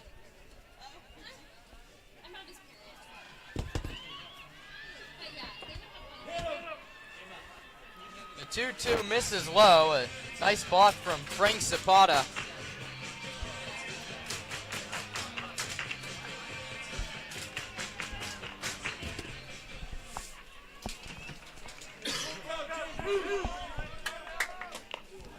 The 3-2 is fouled into the mid of Frank Zapata, and there's one away. Back-to-back strikeouts for Andrews dating back to last inning.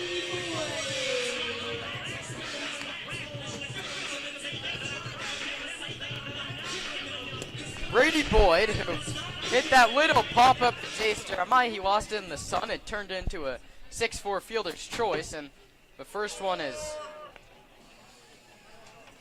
to the screen. It's 1-0.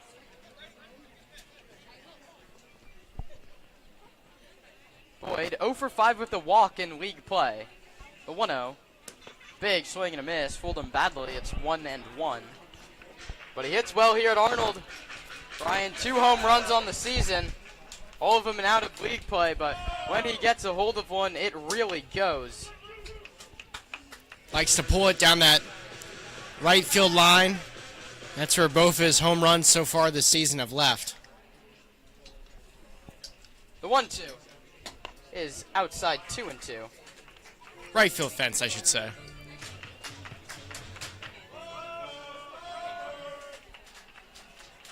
The 2-2. Low and away, and the count runs full 3 balls and 2 strikes. And that's not the first time that David Andrews has thought he had the strikeout call before Jason Blackburn gave it to him. So we'll do another 3-2, and that one's outside ball 4, and Brady Boyd is on base for the second time in league play. Both of them come via the free pass.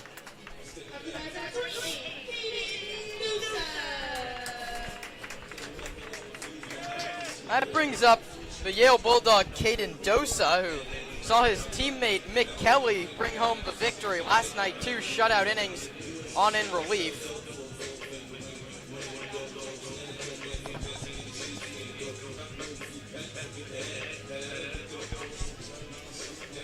Dosa, the center fielder tonight, singled in his first trip.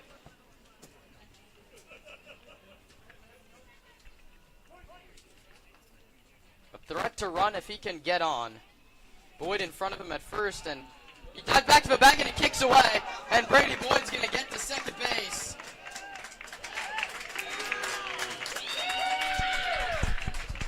It's the second error of the evening charged to the Merchants.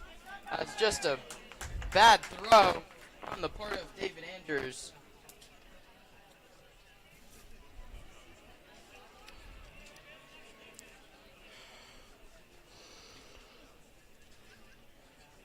Lefty on righty, the pitch. Dosa, big swing and miss. He's behind in the count. Nothing.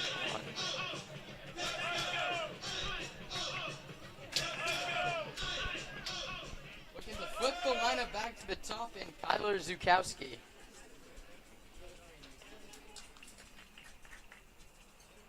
The 0-1 pitch is inside corner, 0-2. The Arnold Field crowd didn't agree with the call, but our TrackMan system said, good pitch. Here comes the 0-2 to Dosa. Outside, 1 ball and 2 strikes.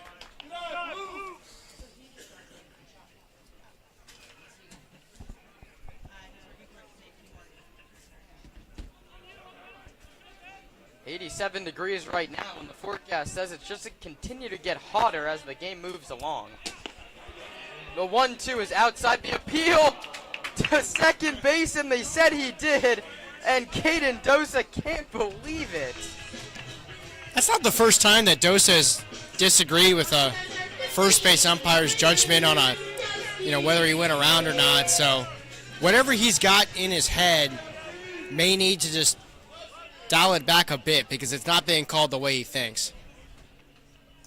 Tough call goes against the Stompers, and now it's up to Kyler Zukowski to get that run home from second base. And he takes the first pitch fastball at 86 that misses off the corner, 1 ball and no strikes.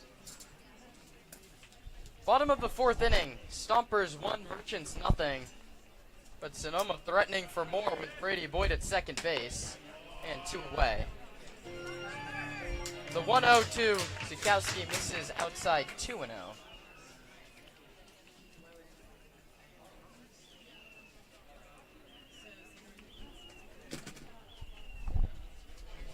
Runner leads from second. The 2-0 to Zukowski is sent out towards very shallow right.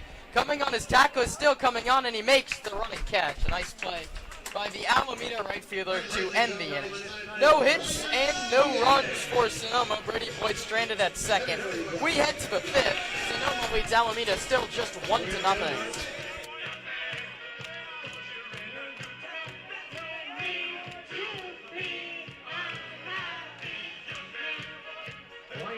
is brought to us by Presto Rents, located in Santa Rosa and Napa, as well as 19 other locations in the Bay Area.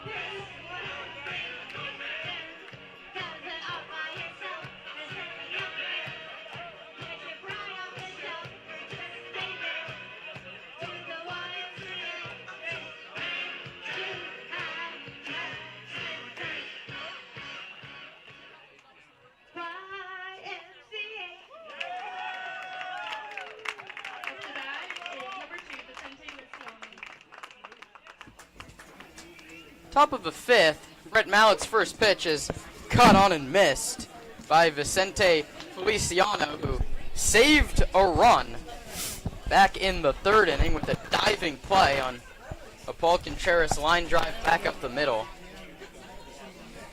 The 0-1 coming from Mallett is outside. It's 1 ball and 1 strike. Feliciano will be followed by Frank Zapata and Blake Jacobs in the top of the fifth inning. That one misses outside, 2 balls and 1 strike. Feliciano entered plate hitting .278, no walks and 7 strikeouts, so look for him to swing the bat here on 2-1. The pitch from Mallett is low, 3-1, and he has one more wide one. He gets his first walk of the summer. He popped out an infield fly roll his first time up.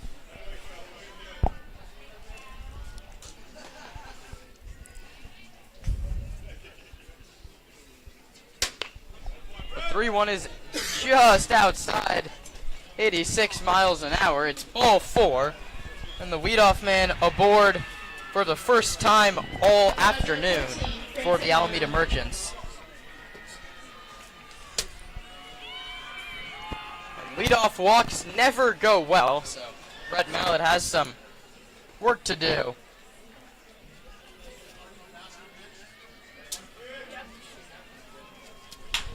That one's bounced weakly towards first. Giovanetti slides, his only plays to first, and Mallett doesn't get to the bag in time. It's an infield single for Zapata, who entered the day hitting .438. So his hot start to the summer continues, and there's 2 on with no out. Giovanetti made a great slide into that infield grass, got it with that glove, and then was kind of fishing for it inside of his glove. Was delayed, and then when he was walking back to his normal position right now, smacked his glove with his bare right hand. Knew he should have had it. Yeah, Mallett was a little too slow getting to the bag. That was the issue that Sonoma faced there, and that brings up the 9-hitter Blake Jacobs, who struck out 3 times yesterday, and Brett Mallett would love another one here, as would the Sonoma fans, as Jacobs dubbed the wine whiffer for the 2nd consecutive night.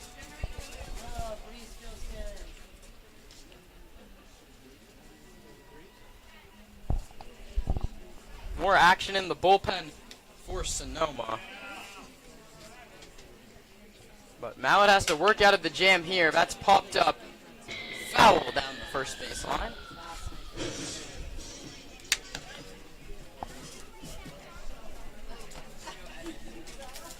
If you're a red Prius, you just escaped tragedy. Jack Lazark up and loosening in the Sonoma bullpen. It would be his first pitching appearance, one of the new signings for Sonoma out of Santa Clara. We'll assume we'll see him next inning. Mallett has to get out of this one first, and his 1-1 misses high. It's now 2-1.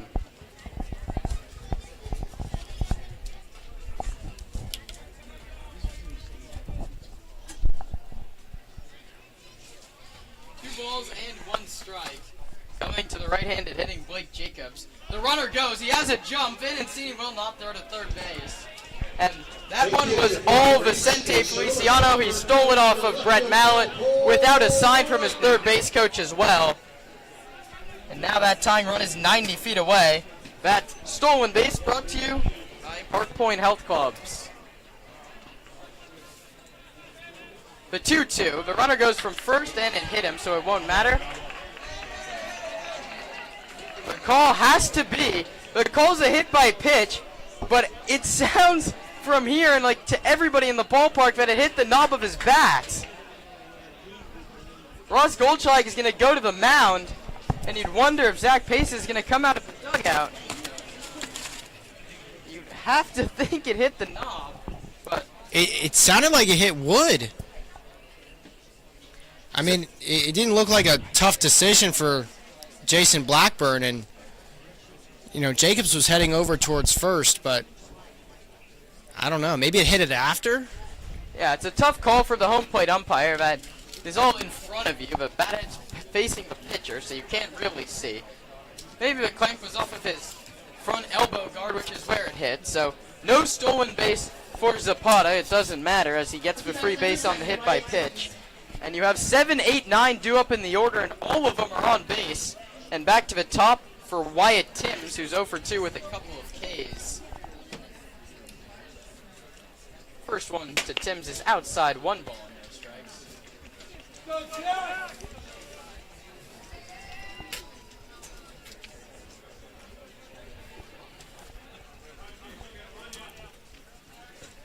The 1-0 coming to Wyatt is a called strike number 1. An off-speed finds the outside corner. No place to put Wyatt Timms. The Stompers clinging to a 1-0 lead here in the top of the 5th inning.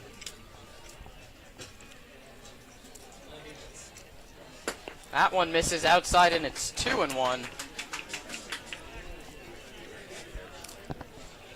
You wonder, maybe Jack Lazark will get his number called sooner than he thinks. Bases loaded, nobody out. The top of the order, and Wyatt Timms awaits the 2-1. It's bounced foul at the plate. It's 2 balls and 2 strikes.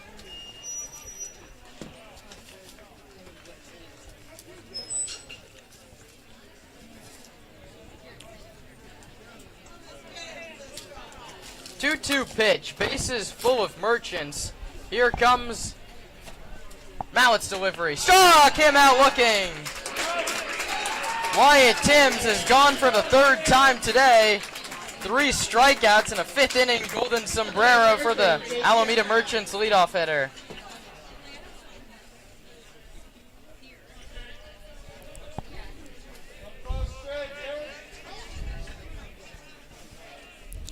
Second strikeout for Mallett, who now, if he can get a ground ball, is out of this inning. Goes with a first pitch breaking ball, and it misses inside. It's 1-0. Jace Jeremiah is grounded out and struck out. Now it'll take either of those things here as his fastball misses up. It's 1-0. Jack Lazark still loosening up in the bullpen for Sonoma. Have to put it in the zone here if you're Brett Mallett. The Jacksonville State right-hander stares in, kicks and deals. It's popped up to left. Dukowski drifting back, still back, 2 steps, trying to track, he makes the catch. Tagging from third and scoring easily is Feliciano, and just like that, we're tied at 1. It's a sac fly and an RBI for Jace Jeremiah.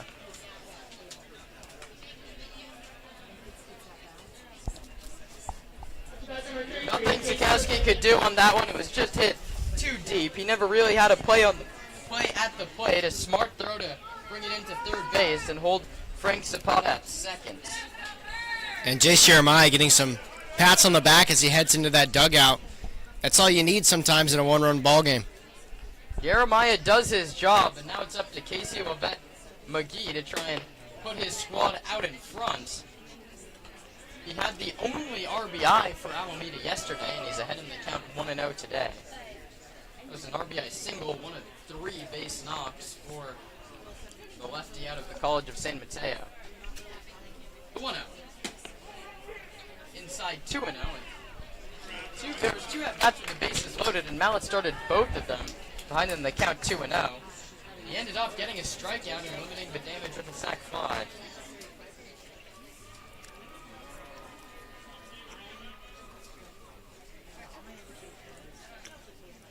The 2-0 coming from Mallett. Lovett McGee gets a weak ground ball past the dive of Mallett. Ramos charges, bare hands, throws. Lovett McGee is out at first base. Marciano Reichel can't believe it. Lovett McGee can't believe it.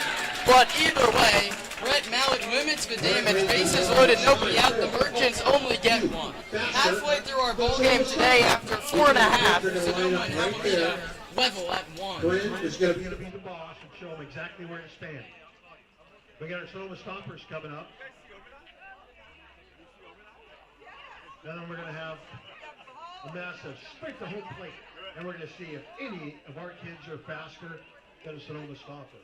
Now, yesterday we did have one girl who was faster than a Sonoma Stomper. Let's see if we can do this again today. All right. On your mark. Get set. Go! And they're off. Here they come. We got Mr. Oakland coming up right here. Down the stretch they come. It looks like nobody is faster than a Sonoma Stomper. But we got a lot of kids who will be faster than Sonoma Stomper at some point. Here they come. You might want to grab him. We can't have him out there for the game. That is, wait, yeah, catch that one. And we're going to go out this gate right here.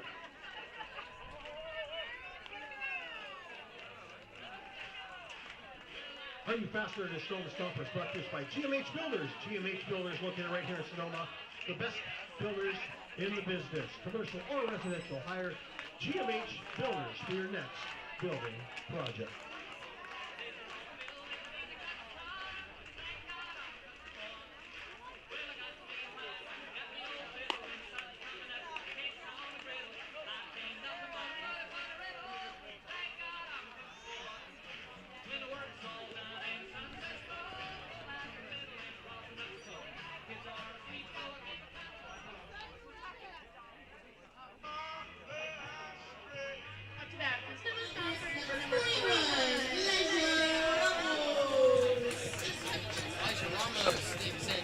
From the right side to lead off the 5th inning. And we're back to a tie ball game.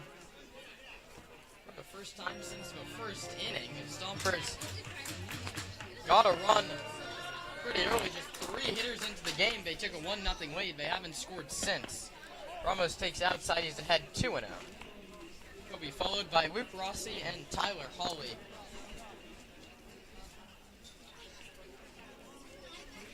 Andrews delivers in there for a called strike 1.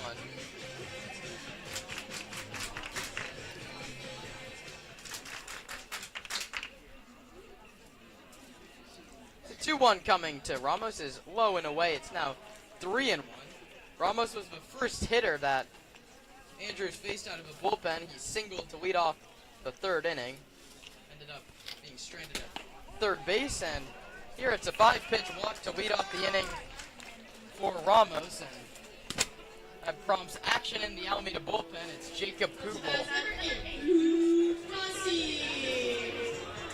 Kugel, one of the guys who won the BACL championship for the Merchants affiliate team, the Alameda Anchors, last year. Hayden Tackless was on that team, and a couple guys we saw yesterday. Jordan Bolden and Brady Wetzel also lifted the BACL crown. Rossi swings first pitch and hits it to one of those guys, Aiden Tackless, who shades the sun and makes the catch. Rossi retired on a pitch.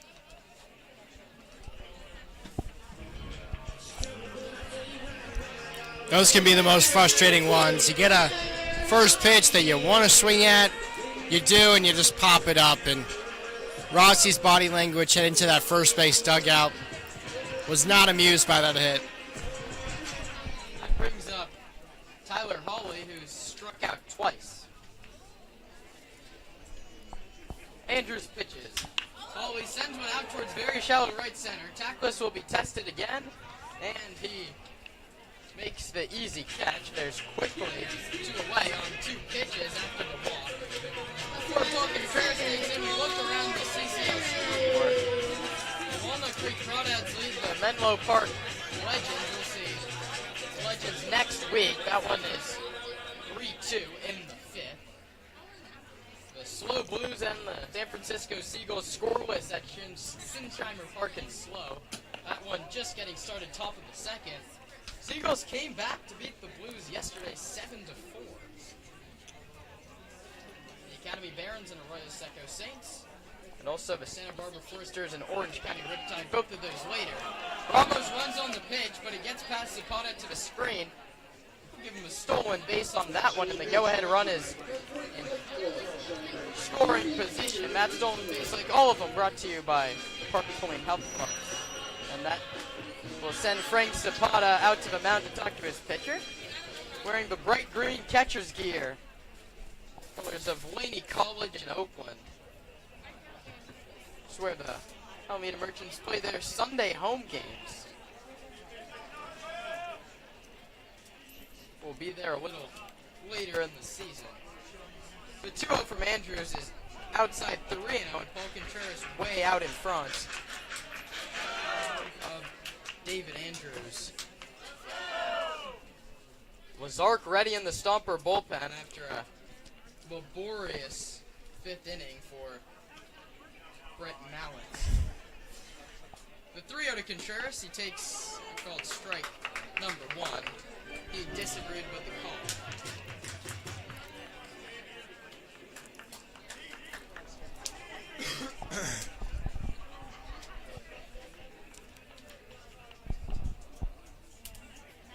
The 3-1 to Contreras, he swings and fouls it off, and from 3-0 to 3-2.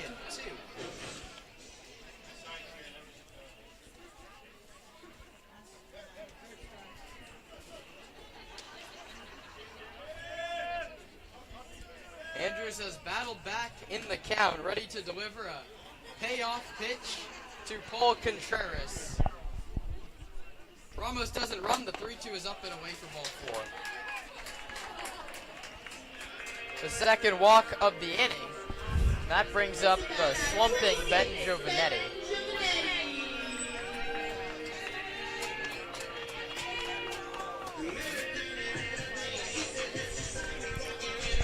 Was hit by a pitch in the second inning on the hand. Happy that he's okay. He also struck out swinging in the third.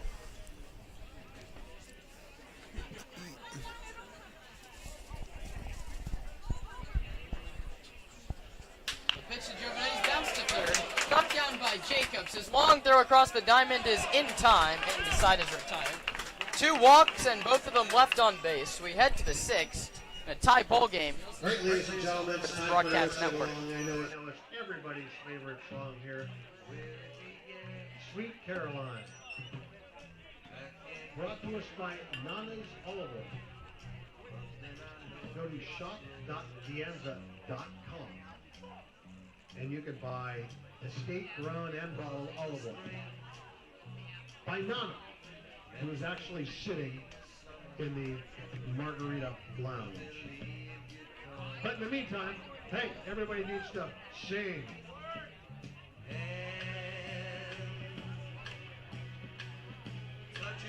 Touching hands, reaching out, touching me, touching you.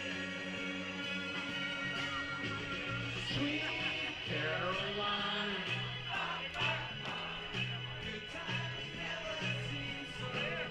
So good, so good, so good.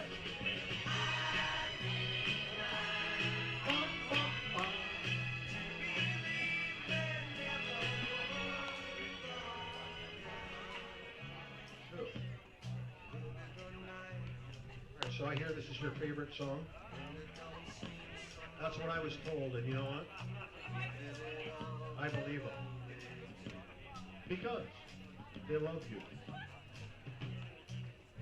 What's your name? Steve from Petaluma is going to help us out with the next verse. All right, Steve, it's your favorite song, so. All right. Touching hands, reaching out, touching me,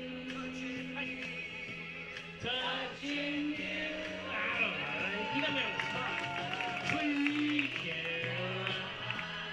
Caroline, never seemed so good. So good, so good, so good. I'm feeling fine.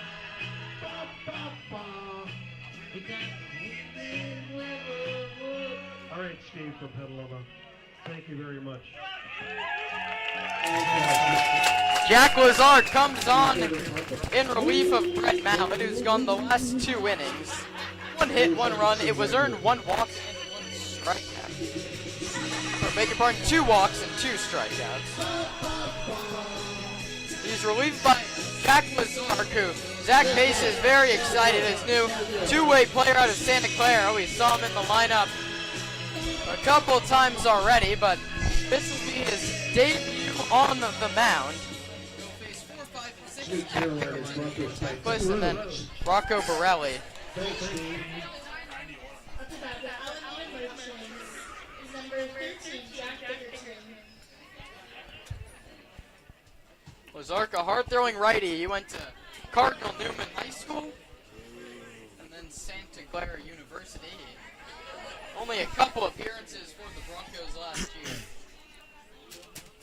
Here comes his first pitch, and it's 93 miles an hour. It fouled down the first base side. That's one of the hardest pitches the Stompers thrown all season.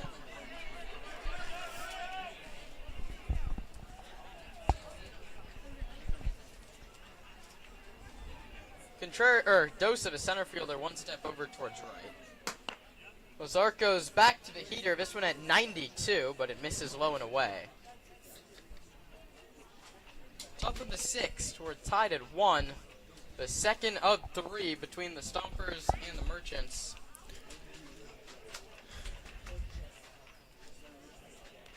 Here comes the 1-1. A half swing appeal to first. Yes, he did. He's gone 93, 92, and 91 on his first 3 pitches as a Stomper. And he's ahead in the count 1-2.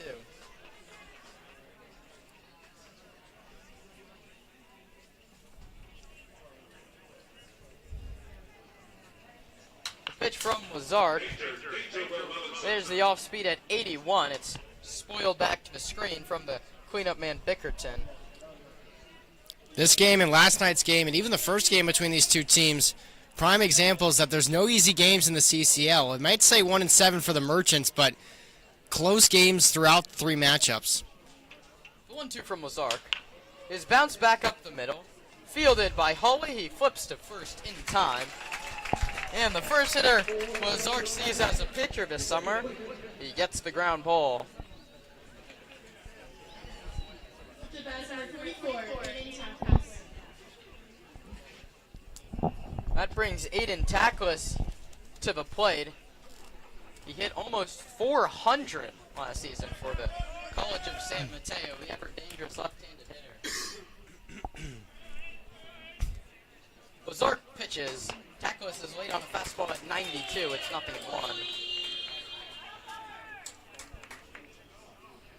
He singled in the second and struck out in the fourth. Facing his 3rd different pitcher.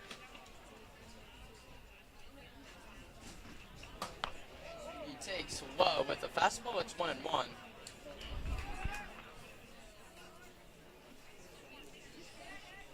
Ozark sitting over 90 on every fastball that he's thrown. 6 of his first 7 pitches have been heaters this afternoon. The 1-1.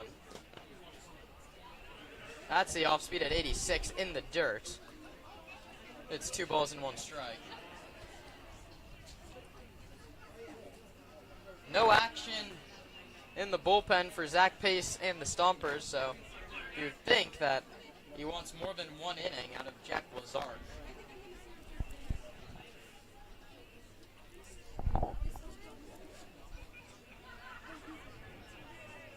Here comes the 2-1. Outside 3-1. Lazard holds the follow-through he wanted to call. But Jason Blackburn calls it outside. So now it's 3 balls and 1 strike. Tackless out ahead of Lazard. Here comes the 3-1. Outside at high ball 4. Hayden Tackless is on base for the 2nd time today.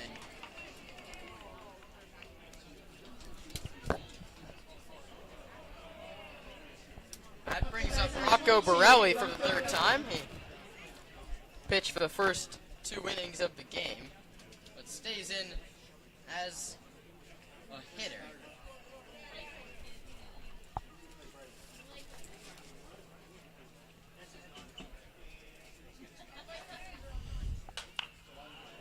Borelli spoils it. Foul down the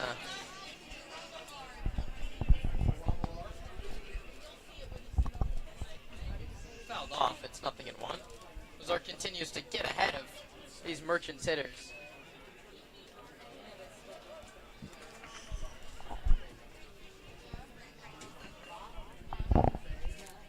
The 0-1 is high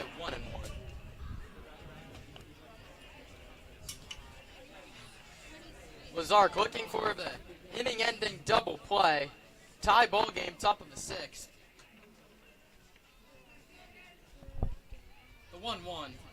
Swing and a miss. He's late on 92.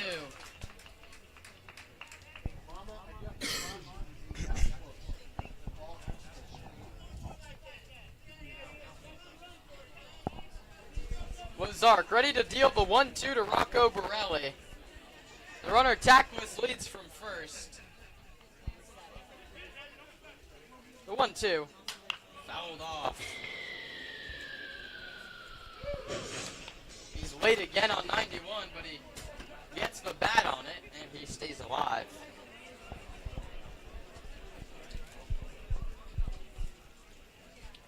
Hill to Mallet, and now Lazark, 1-1.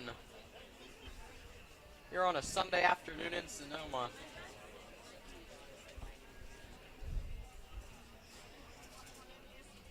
Lazark pitches. It's bounced towards second. Ramos fields. He tags, tackles, and throws to first.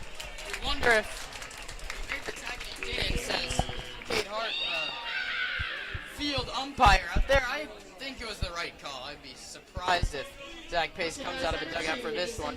But the right play by Ramos. He didn't have a play if he whirled and threw to second. So it's a fielder's choice for Borelli. The putout goes 4-3, and Aiden Tackless, the go-ahead runs now in scoring position with 2 outs for Vicente Feliciano, who walked and scored back in the 5th.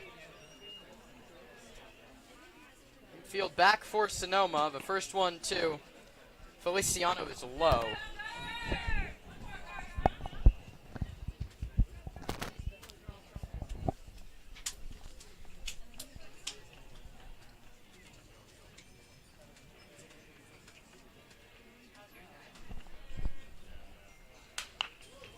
It's hit hard but foul back to the screen. It's 1-1.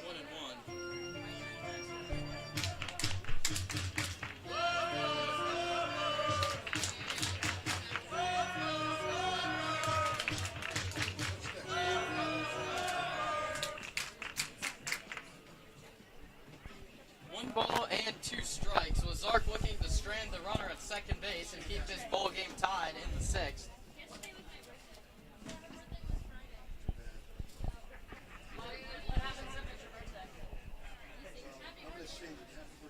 Here comes the pitch. Is outside, and now the count's 2-1.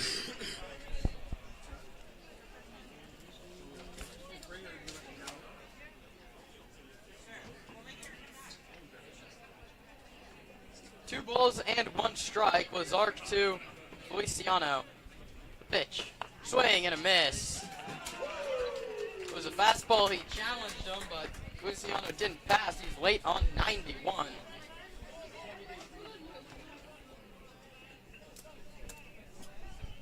So milling around in the Stomper bullpen. No one up and throwing just yet. 2 balls, 2 strikes, 2 outs. The runner leads from second. Lazark delivers.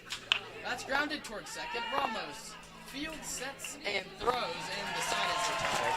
So Lazark works around the 1-out walk and pitches a shutout frame in his first Stomper inning. The Bats try and get it going in a tie ball game when we come back on the Sonoma Stompers broadcast. Whitby.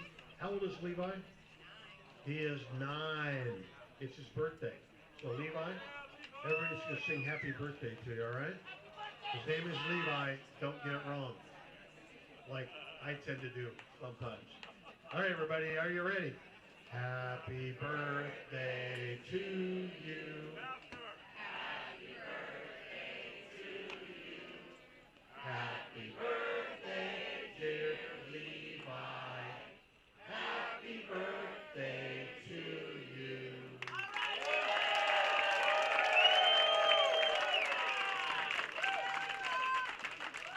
Levi's loving it, rocking out. Happy birthday, Levi.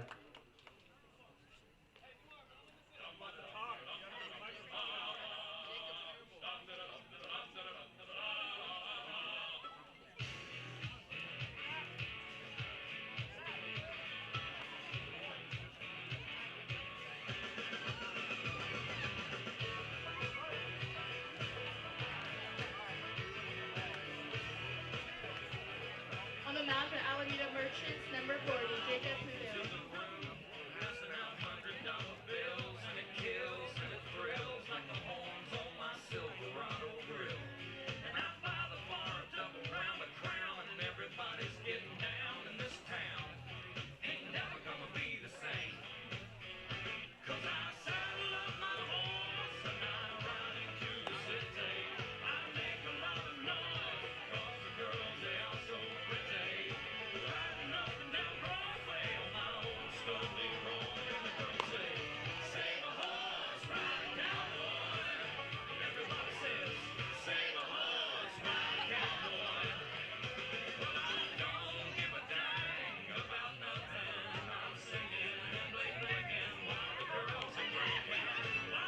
show up.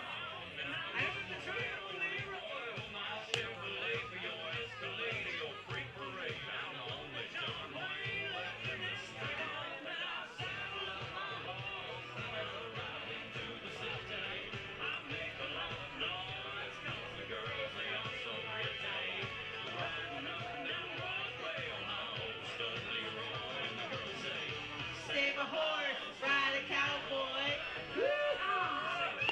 Save a horse, ride a cowboy.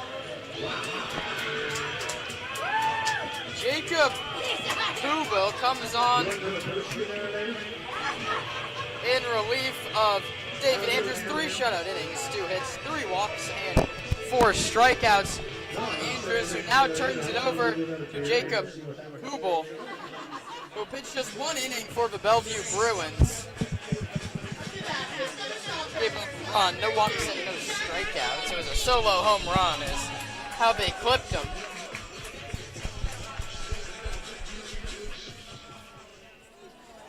He transferred from Laney, I know. The Stompers have, or beg your pardon, the Merchants and all those Alameda teams have a connection with Chabot and Laney, those East Bay JUCOs. Hubel pitches up and outside to Jack Vanancini. It's now 2 balls and no strikes. Last of the 6th inning. Nothing separates the Merchants and the Stompers up until this point, and Vanancini looking to change that. He's ahead in the count 3-0. The 3-0 to Vanancini is in there for a called strike. Get me over fastball at 80 miles an hour.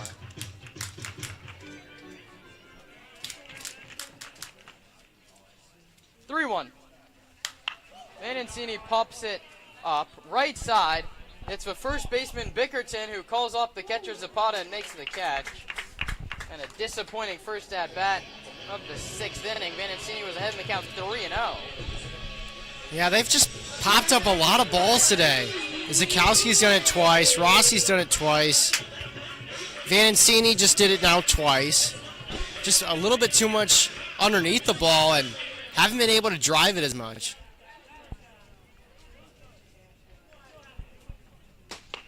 First one to Brady Boyd. Fills up the zone. It's no balls and 1 strike.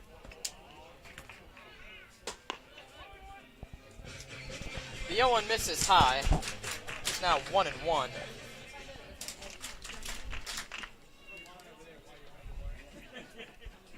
Here comes a 1-1 to Boyd.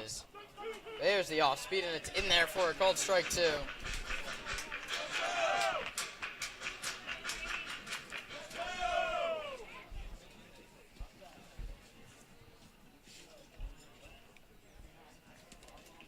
The 1-2 coming to Boyd. Wave and a miss. He got him. There's quickly 2 away here in the Sonoma 6th. First strikeout for Jacob Hubel. Some indecision right there from Brady Boyd. That was a really weak swing. He probably would have been better off just laying off of it. He had his momentum going that way. Figured to clip the end of the zone, but even if he made contact, that wouldn't have gone very far. Yeah, Boyd was clearly sitting fastball. He got the breaking ball and was fooled badly. The Seagulls have scored in the top of the 2nd. They lead the Blues 1-0 down and slow. That would be a big 2-game sweep for San Francisco. The Crawdads lead the Legends 4-3. Here, Caden Dosa's behind in the count 0-2. And Hubel, beg your pardon, is a pitch away from a very quick frame. Dosa sends one out towards shallow center. Coming on is Timms, and it's going to dunk in for a base hit. Caden Dosa's 2nd single of the afternoon flips the lineup for Tyler Zukowski. Anyway, it happens. That's a blooper. Easily, maybe Wyatt Timms, the center fielder, with his speed could get to it, but he just lays off of it. 2 outs. No need to take a big risk and give up an extra base to Caden Dosa. There's action in the Stomper bullpen and the Merchant bullpen.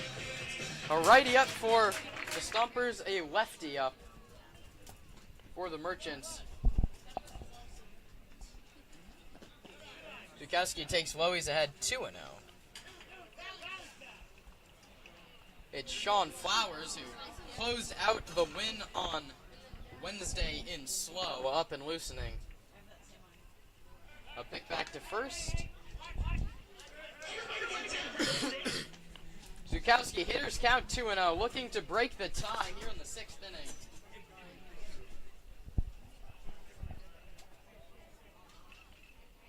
He bounces it to third. Jacobs fields his long throw across the diamond is high. The swipe tag got him. So, but first baseman Bickerton picks up the high throw from his third baseman, and Jacob Hubel works the shutout 6. When we come back, it's the 7th inning in a 1-1 ball game on the Sonoma Stompers broadcast network. I also have some good news. What do you want first? Okay. It's been told to me that they want the bad news first. All right. Bad news is, at the end of this inning, the 7th inning, the bars will close. I'm sorry. I don't make the rules, but that's just the way it is. So it's last call. If you want another margarita, glass of wine, or you want another beer so you can save a horse later tonight, now's the time. The good news is, if you want to have a nightcap, or I guess it's a middle of the day cap, you can head on over to Steiner's or Town Square after the game. And they're open until 2 a.m.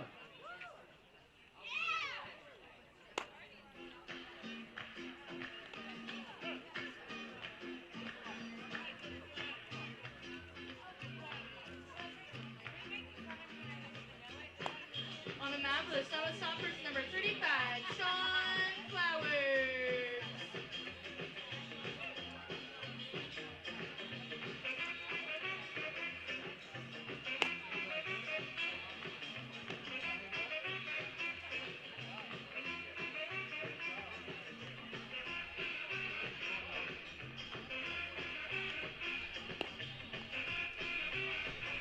The score at the top of the 7th is tied 1-1.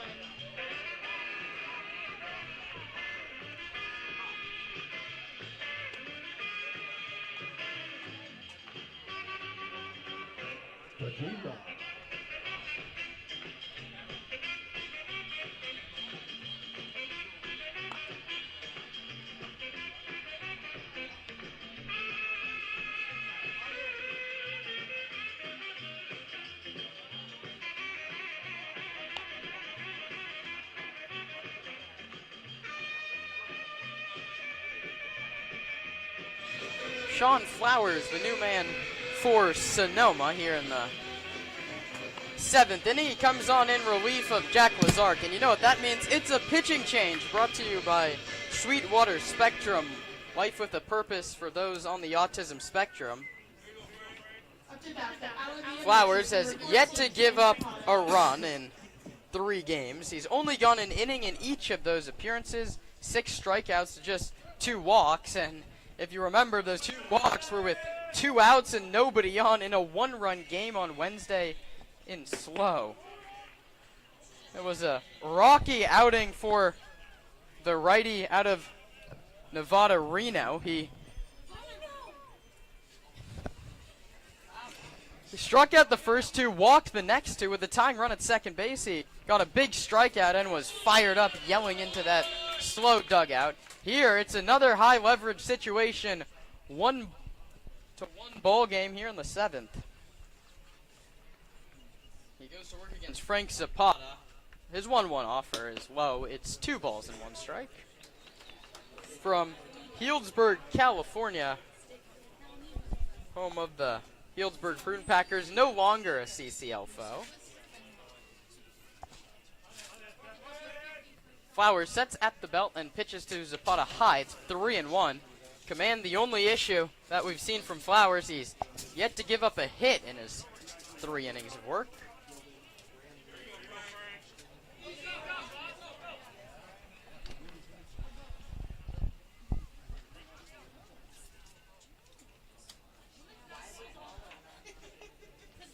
Flowers looking to get back in the count. He's behind 3-1 to the catcher Frank Zapata, and that one's high and tight.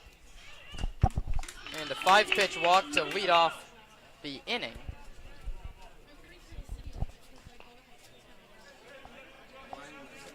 Fourth walk for Sonoma pitching today to go along with a hit by pitch.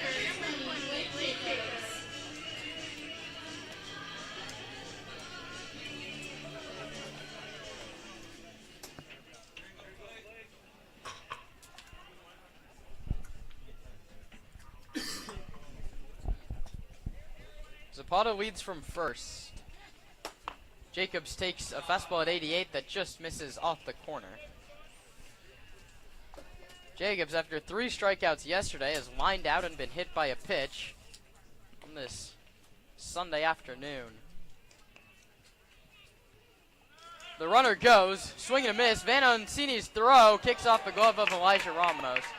I don't think they had him anyway, so we'll go as a stolen base for Zapata. And now the go-ahead runs in scoring position with nobody out.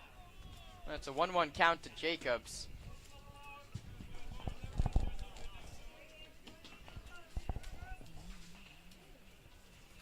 Rahil Jaswal will join me when we come back in the last of the 7th, and then Ryan Bridges will take you through the 8th, 9th, and hopefully no extra innings. What's the fun of that? Saving the bullpen is what I think Zach Pace would say. But that one's hit back towards Flowers, but it's going to be the second baseman Ramos who makes the play. A productive out for Zapata as he moves from second to third, and now that runs 90 feet away. Jacobs does his job in the top of the order, and Wyatt Timms, who struck out 3 times.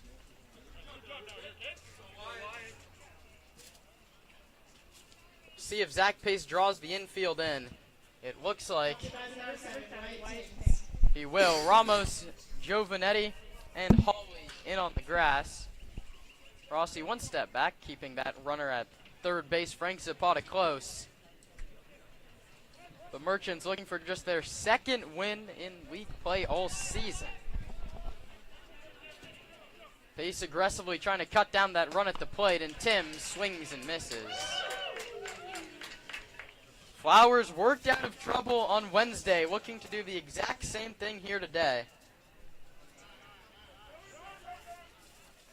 And Dustin Cheney, the third base coach, has called a timeout, and he's going to talk to his hitter,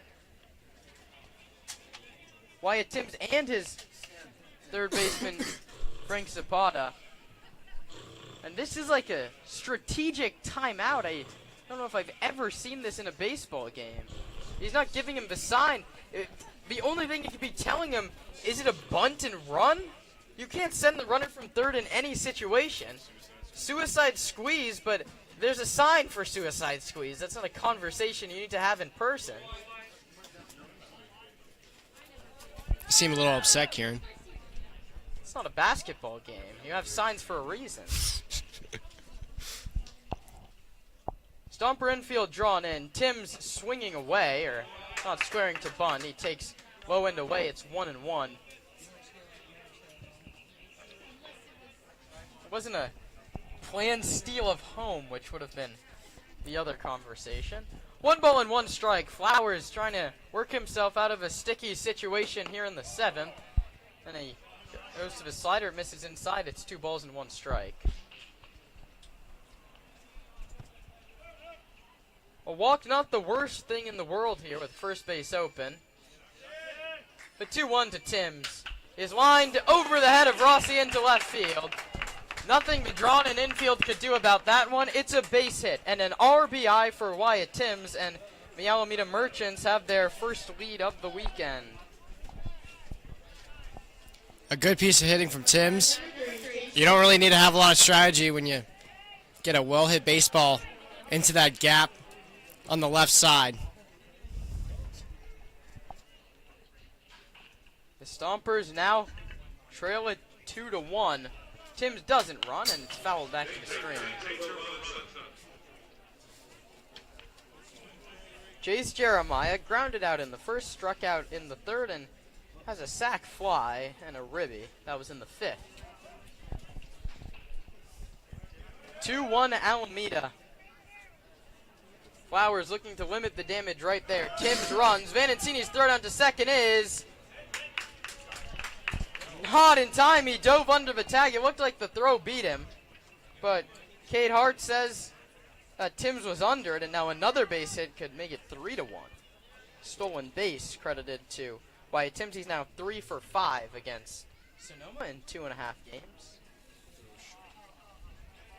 He didn't have a great jump there, Kieran. It really felt like if that ball came in where it should have been at that second base bag, Elijah Ramos would have applied the tag, but the throw kind of pulled him off and just past Timms. The 1-1.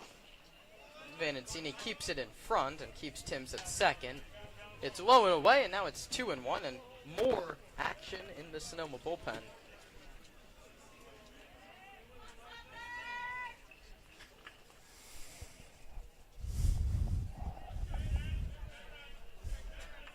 Flowers pitches the 2-1. Timms bluffs and doesn't go. The pitch is low. Vanancini keeps it in front, and now it's 3-1. Hitters count for Jace Jeremiah. With Casey Lavette McGee on deck, who had 3 hits last night.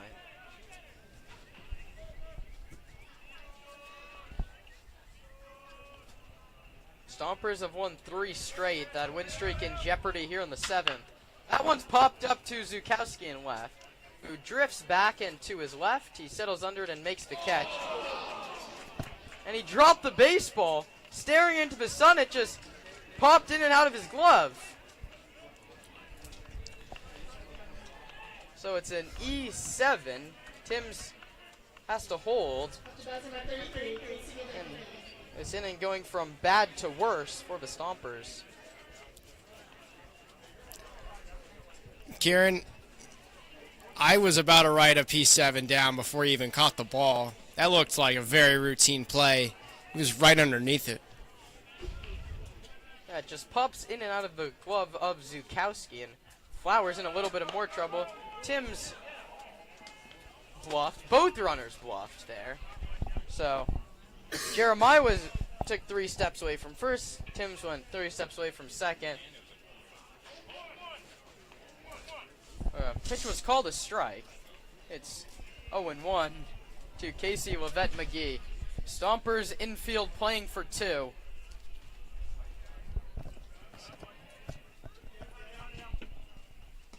McGee takes a pitch low. That one skips past Vanancini and goes to the backstop. And Vanancini is going to go talk to his pitcher. The count is 1 ball and 1 strike to Casey Lavette McGee. A walk, a single, and an error in the inning has given the Merchants a 2-1 lead, and they're threatening with runners at second and third after that wild pitch.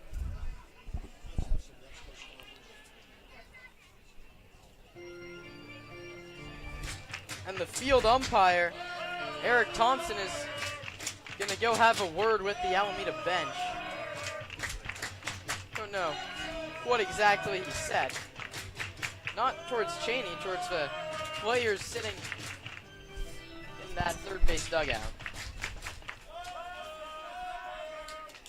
Lavette McGee 0 for 3 on the evening, 2 ground balls. Sean Flowers would love another one here. And Zach Pace is going to call for the intentional walk. It's the second time he's employed that strategy this year. It sets up the double play. And that brings up Jack Bixby, the cleanup hitter, with the bases loaded and now a chip on his shoulder because Zach Pace just said, "I'm not afraid of you. I'd rather face you with the bases loaded than Lavette McGee with 2 men on."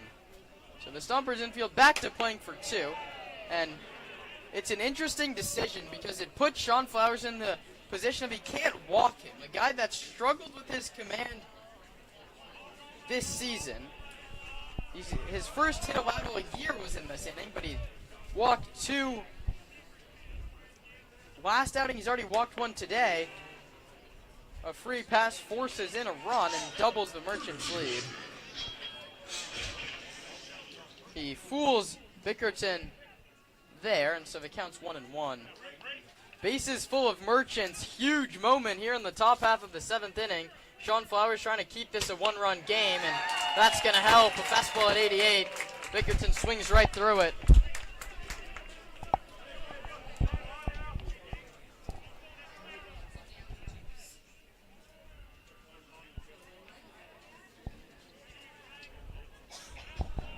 Action in the Stomper bullpen.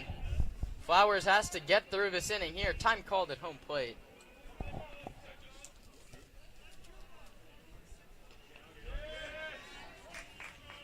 Top of the 7th, 2-1 Alameda Merchants, and they're threatening for a lot more with the bases loaded and 1 out. Flowers to the plate, and Jack Vanancini saved a run by keeping that ball in front. Lucas Townsend, the Stomper catching coach, as always, working with his backstops and saved a run there. We miss Towney. He hasn't been here for a week, but he's back with the ball club today.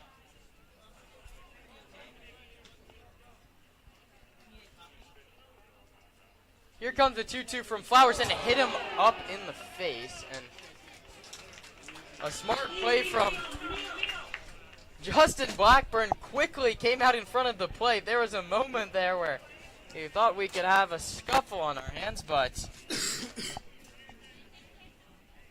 Jack Bickerton heads to first base. It's a hit by pitch and an RBI for the cleanup hitter. Now it's 3-1 Merchants. Wyatt Tim scores on the play.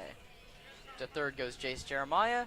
To second goes Casey Levette McGee, and out to the mound goes manager Zach Pace. He has a lefty ready in the bullpen. It looks like that gate swinging open. He's going to take the ball from Sean Flowers. We'll tell you all about the new pitcher when we come back. The Merchants lead it 3-1 and have the bases loaded. Oh, you're listening to the Sonoma Stompers Broadcast Network.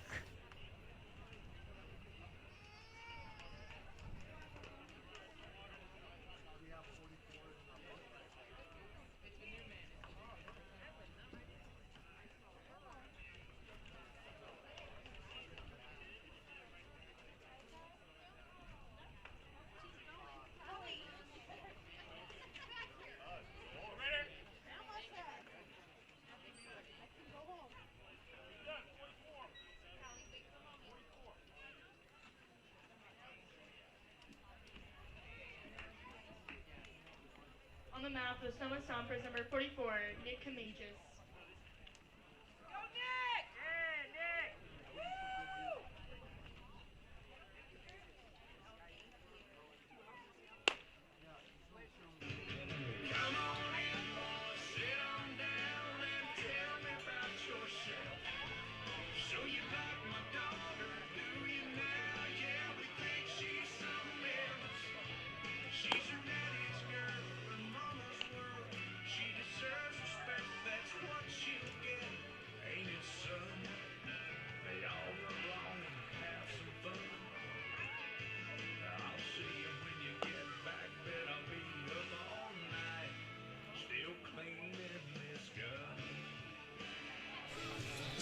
Nick Kamages, the new pitcher, and this pitching change, as the 3 before it, is brought to you by Sweetwater Spectrum, life with a purpose for those on the autism spectrum. And it's the Stomper debut for Nick Kamages, and you couldn't put him in a tougher situation than he's in right now. The bases are loaded with 1 out, and you're facing Aiden Tackless, who's slugged over 800 last year at the College of San Mateo. He's already been on base twice today. Kamages sporting the number 44 here for Sonoma. He pitched to a 4.36 earned run average in 53.2 innings for Sonoma State. Zach Pace is also a coach at Sonoma State up in Rohnert Park, so he's only allowed 1 Seawolf on his collegiate team roster, and he chose Nick Kamages.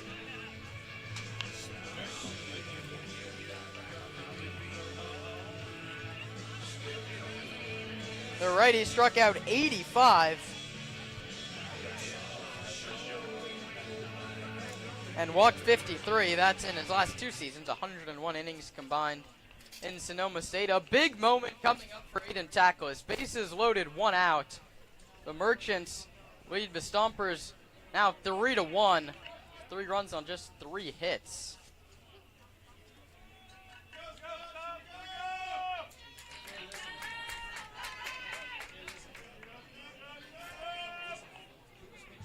Righty on lefty, Camagis, who came on in relief of Sean Flowers, gets a first pitch strike on a check swing. It's 0-1.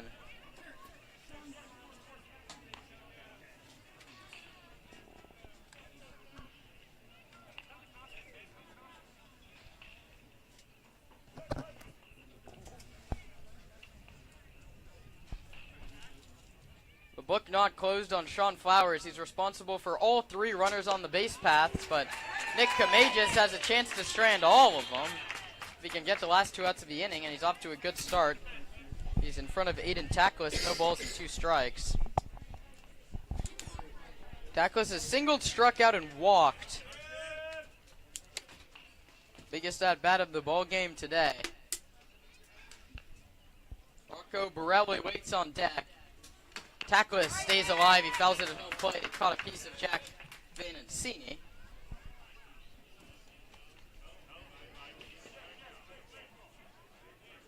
And the home plate umpire gives Vanancini a little bit of time. He walks a new baseball out to Nick Camagis. He cleans off home plate, and he asks the Stompers ball boy for a couple of pearls in the last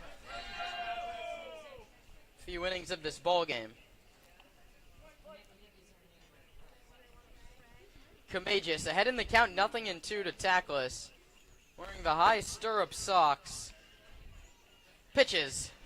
Tackless stays alive again. Fouls it out of the glove of Vanancini. He was right on that one, and he fouled it straight back to the screen. More action in the bullpen for Zach Pace.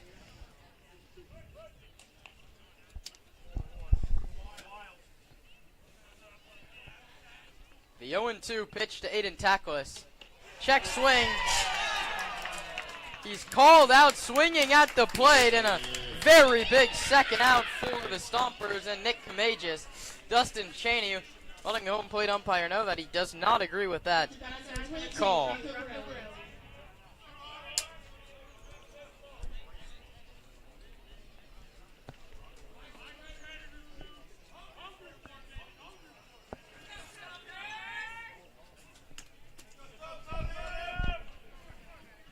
Bases still loaded, not out of the woods yet, but a heck of a lot closer if you're Nick Camagis, and he's behind in the count 1-0 to Rocco Borelli. Started this game, gave up that earned run on the Rossi single. That was all the way back in the first inning. The Stompers haven't scratched one across since. Borelli swings and misses. 83 tailing away from the righty. It's 1-1.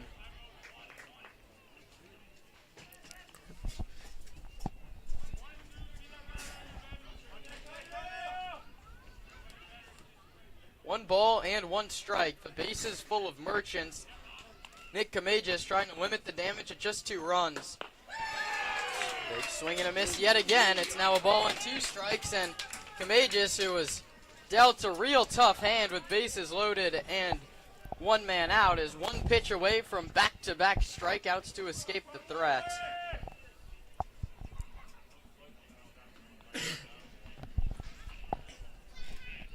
Here comes his 1-2. Borelli sends one out towards very shallow left. It's going to dunk in for a base hit. 1 run scores easily. Right behind him is Lavette McGee, and it's 5-1. The Merchants on top. A very nice piece of 2-out hitting from Rocco Borelli.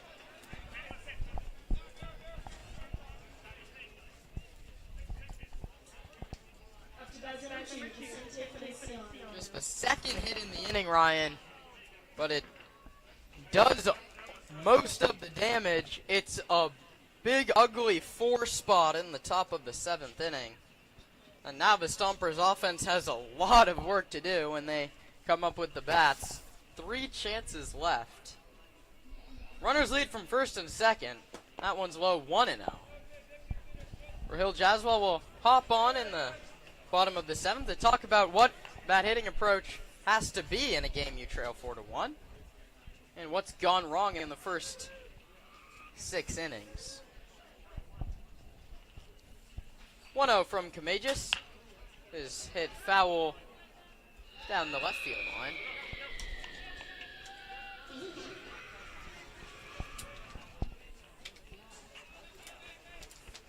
Both those runs charged to Sean Flowers, and he still has a runner out at second base.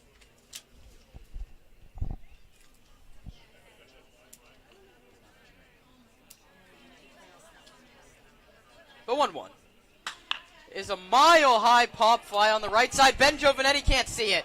It's going to be Ramos. He can't see it either, and he makes the catch as he goes to the ground.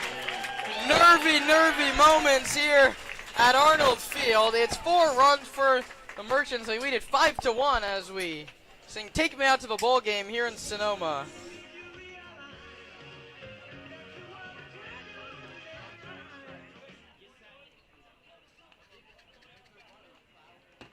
It's time for the 7th inning stretch, brought to you by Congressman Mike Thompson. All right, everybody, 7th inning stretch. Let's do it. Me out to the ball game. Take me out with the crowd. Buy me some peanuts and Cracker Jack. I don't care if I never get back, 'cause it's free. We root for the Stompers. Don't win, it's a shame. For it's 1, 2, 3 strikes, you're out at the old ball game. The old ball game. 7th inning stretch is brought to us by Congressman Mike Thompson. You can see his banner underneath the American flag.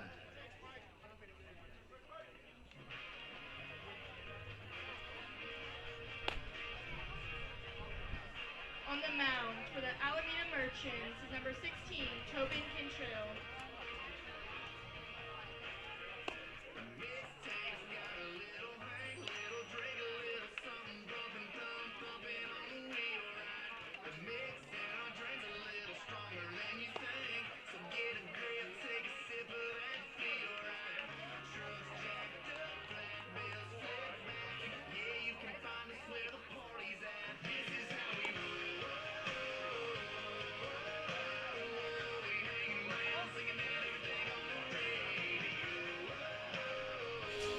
Bottom of the 7th. Before we bring on Rahil Jaswal, some housekeeping notes for you. The book is closed on Sean Flowers.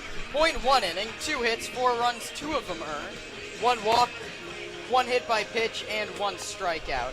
It also closes the book on Jacob Hubel, who went 1 shutout inning, gave up a single, and got a strikeout. And so, I'll give you all the details on the new pitcher, but Rahil, they score in the first off what turns out to be an error, and nothing but zeros ever since. What's the dugout thinking offensively down there, and what's been a rough couple days? Kieran, it's been a really frustrated dugout all day, really after the first inning. A lot of players voicing their frustrations after at-bats. Jack Vanencini had some choice words after his fly out, Ben Giovanetti as well after one of his outs in the last couple innings, and Zach Pace is also not happy with the approach, and he talked to me today, right before the game, saying we have to be better than yesterday. He didn't like how they were swinging at a couple of bad pitches, and overall it's carried over so far. Yeah, I know. It's ugly for Sonoma. In the last 16 innings, Rahil, you've only scored 2 runs. One of those was on an error, and one of those was the free runner at second base that scored in a balk. You get the wins, but the offense has been struggling mightily this weekend at Arnold. It's been definitely the toughest off stretch for the offense so far this season, and if Sonoma wants to try and get back into this game, you know, it's maybe now about working the counts deep, just trying to get runners on base and put a little pressure. Sonoma has not really had many chances at getting back into this game. I know, and we talked a little bit to Pace after yesterday's game and before today's game. In a close game, which this still is, 4 runs is nothing for this Sonoma offense that we saw a few weeks ago. Does the approach change at all? Does all that matter is getting runners on base at this point? As Ramos here sends it out to right. Tackless shades his eyes and makes the catch. So, one away, the leadoff man not aboard, which is what you want in a situation like this. But especially with the heart of the order up here for Hill, what can these guys do approach-wise, right? Of course, we want the results, but approach-wise, what has to change? I think maybe a little less aggressive. The Stompers have been swinging a lot at first pitches, and Zach Pace has not been happy because it's been a lot of easy fly balls, easy ground outs. So maybe take a few pitches, try and work a few counts deep, and see if you can get a few runners on here. Rossi, speaking of, swings first pitch, and what is it, Real? It's a pop-up to center field, and it's Timms who makes the catch. And when you're playing the South Bay Storm and you've scored 25 runs in 3 innings, I love the approach. Go out there, get yours, and try and get a knock. But this is CCL pitching, and maybe you write off the Merchants a little bit. They're 1-7, but you just can't let that happen.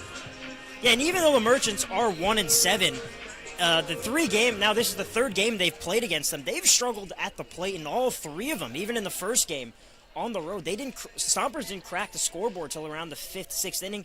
Last night only managed 2 runs, and now here, as we are in the bottom of the 7th, Sonoma only has 1 run to show for it on 5 hits. So Tyler Hawley digs in. He's ahead in the count. 1 ball and no strikes. Rahel, we thank you as always for your tireless work down in that dugout and joining us every once in a while up in this booth. And Tyler Hawley's ahead in the count, 2 balls and no strikes. So the Stomper finally ahead in the count, and he's way ahead. It's 3-0. Hawley struck out twice and flied out to Aiden Tackless and right.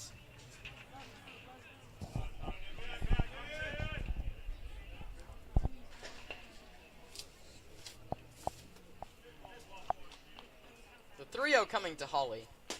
In there for a called strike 1. From Tobin Cantrell from Piedmont, California. Just outside of Oakland across the Bay Bridge. It's a sophomore at Chabot. From a slide step delivers and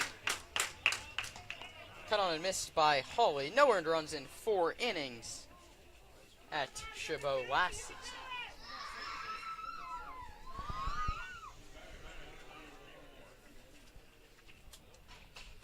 Here comes the payoff. Cantrell to Hawley. It is crushed foul down the left field line. That's a barrel, but it's a barrel that was way too early.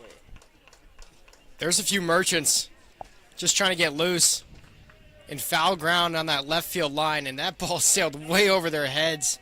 That's in the park. It's a home run. So we'll do another payoff pitch between Cantrell and Hawley. Here it is. That's bounced towards the left side. A sliding stop by Jace Jeremiah. His throw to first is very late. It's an infield single for Hawley, and the inning continues for Paul Contreras, who's been on base twice today.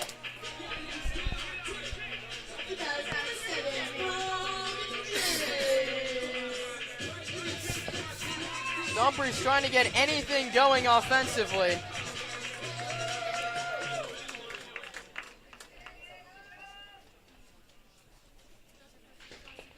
First pitch coming to Contreras. Hawley not running, and an off speed is in there for a called strike number 1.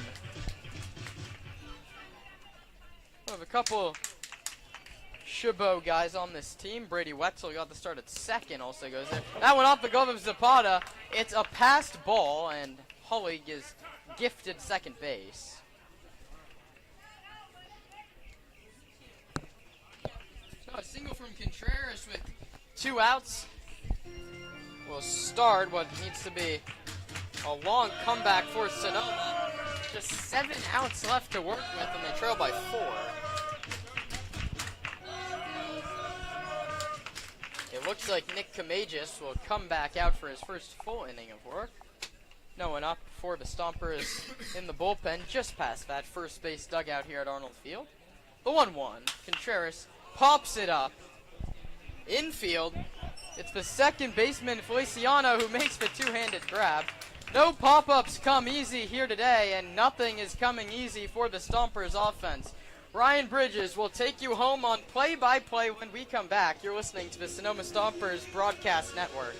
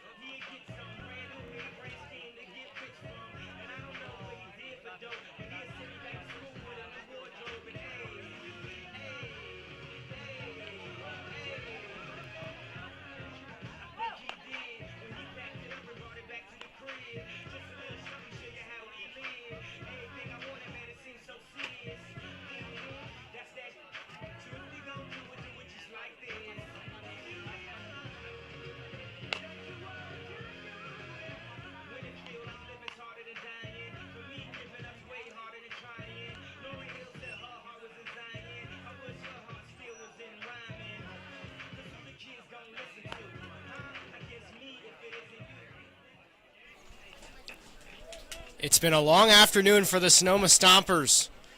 What was a 1-1 game for quite a while here from Arnold Field changed drastically in the top of the 7th inning. The Merchants score 4 runs and hold a 5-1 lead.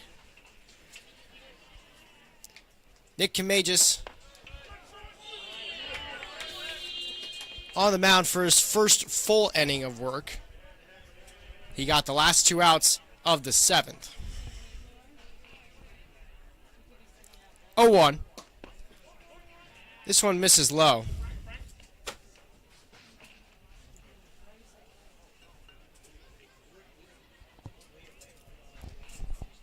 It's Frank Zapata, the catcher, battling Kamages. He awaits a 1-1. This one misses low.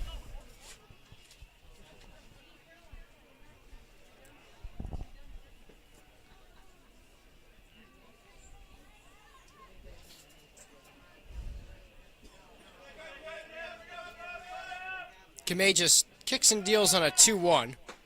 Breaking ball in the zone for a called strike. Zapata's reached base twice so far today.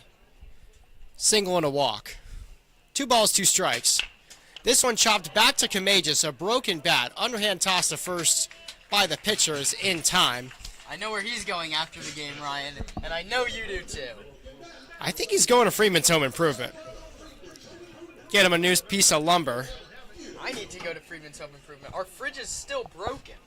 I mean, we go there, they can help us get our water back. Man, that was a nice bat, too. I like the teal color on the end. That's sad to see. Nonetheless, 1 gone in the 8th. First pitch to Blake Jacobs misses the zone.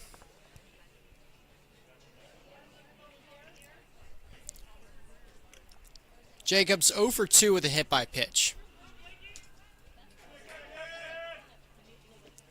1-0. Gets by Vanencini. It was too low for his glove, and the count is 2-0.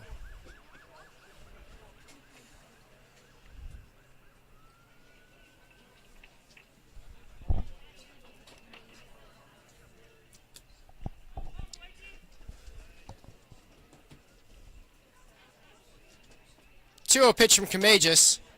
This one misses above the zone and in danger of a walk.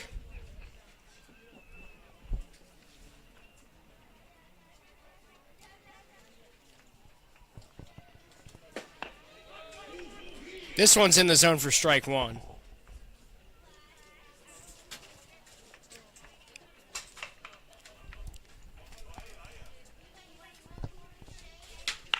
This one grounded to third. Is a chopper for Rossi. He made an error earlier in the game, and this one in and out of his glove. He's had a tough time with the infield grass. And another error for the third baseman.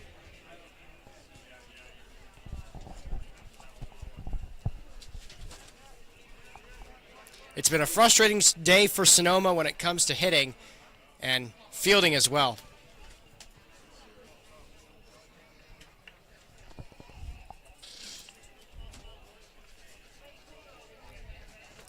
Five runs on 4 hits with 2 errors for the Merchants. The Stompers with just 1 run on 6 hits and now 3 errors. Appears to be a slight change over at first base.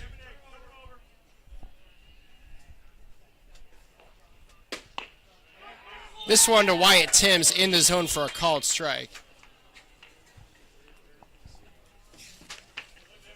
It's now Brady Wetzel, the pinch runner, over at first, and Kamei just picks back over to him unsuccessfully.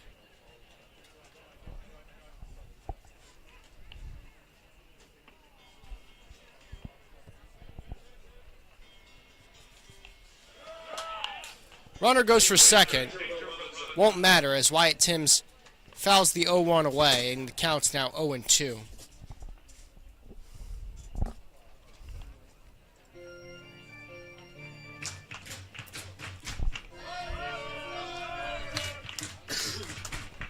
Arnold Field crowd trying to fire up their Stompers. We've got a long way to go to get back into this one. Any more runs for Alameda would be fatal. As a check swing goes, it's a ball in the box. Throw down to second is in time to get Brady Wetzel. And the inning is over.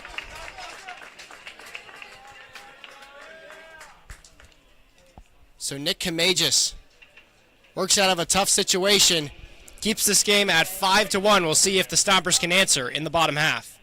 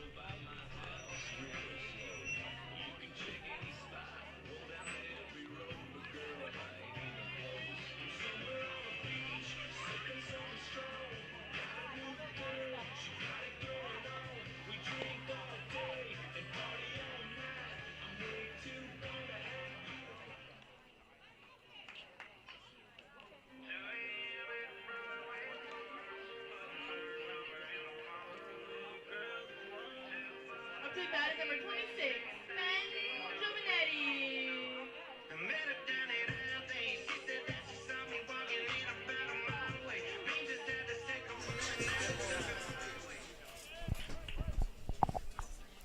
Stompers have 6 more outs to work with to try to close this 4-run deficit. First pitch to Ben Giovanetti, weakly grounded to second. An easy play for Feliciano, and there's quickly one away. Stompers have popped up a couple times on first pitches so far tonight. That one grounded away by Giovanetti, and here's a pinch hitter, Jack Scarry.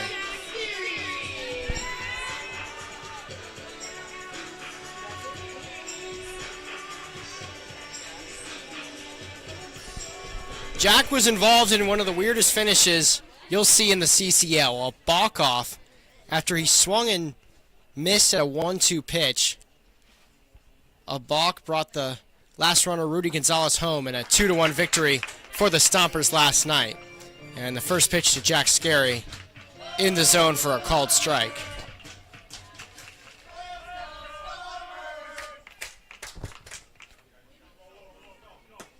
The day done for Jack Vannancini, who was 0 for 3 on the night, or the afternoon, I should say.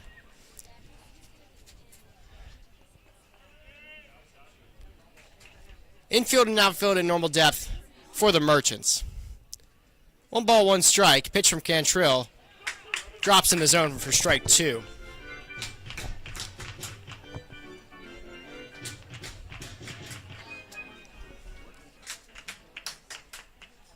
Jack remains patient at the plate. 1-2. Fouled back to the screen and he stays alive. A bit of a stinger as it caught the end of his bat. And he'll shake off that left hand. Yeah, that hand was hit, Ryan, if you remember the pitch before the balk. He was hit pretty squarely in that hand. He went around on the pitch, which is why it wasn't a hit by pitch. But Scarry said that it was hurting a little bit last night, but he's good to go today. 1-2 breaking ball drops in the zone for strike 3. And Jack Scarry strikes out this time, and now Dustin Cheney will come out to the bump to talk to Tobin Cantrill in his second inning of work.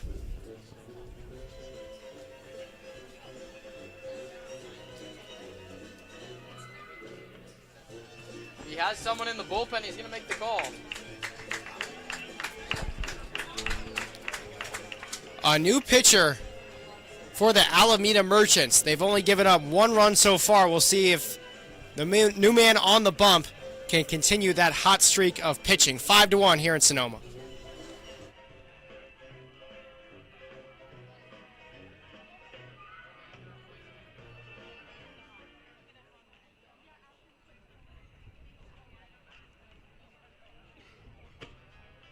I was toting my pack along the dusty Winnemucca Road when along came a semi with a high canvas covered load.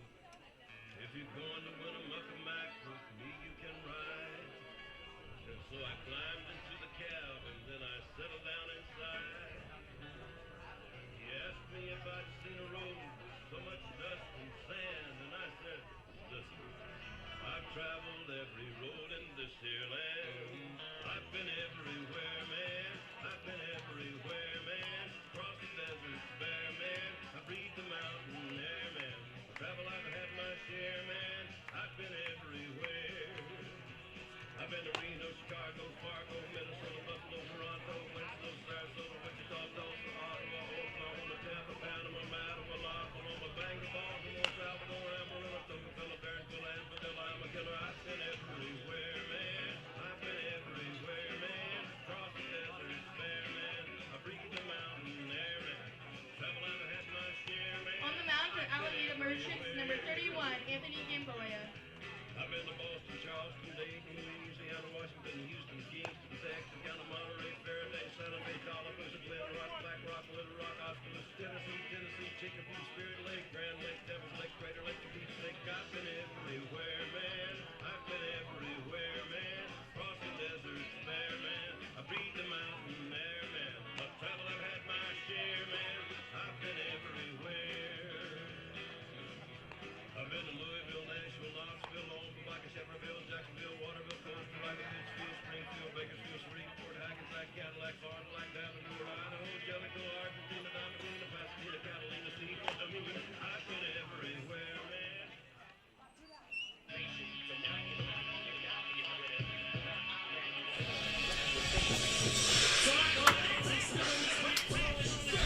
A pitching change here at Arnold Field. Tobin Cantrill is out. He went 1 2/3 innings, gave up 1 hit and had 1 strikeout.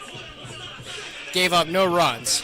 The man who replaces him on the bump is Anthony Gamboa.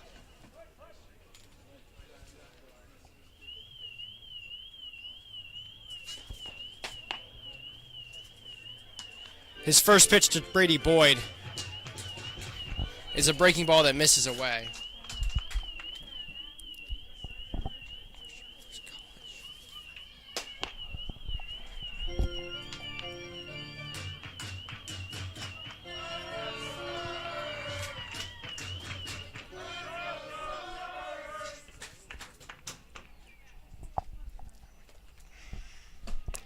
Big wave and a miss from Brady Boyd on a 2-0.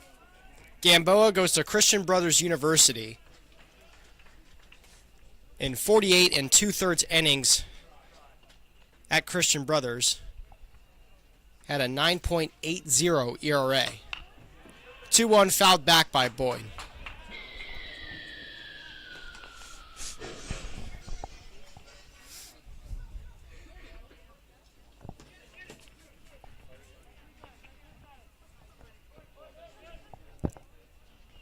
Two. Grounded hard to short.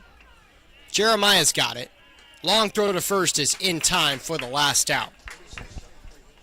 Stompers down to their last 3 outs, but before that, the Merchants will try to add some insurance in the top half of the ninth. Coming up next week, we have Pride Night on Friday, and we have Fresco Night on Saturday. Both games start at 6:05. Hope to see you there.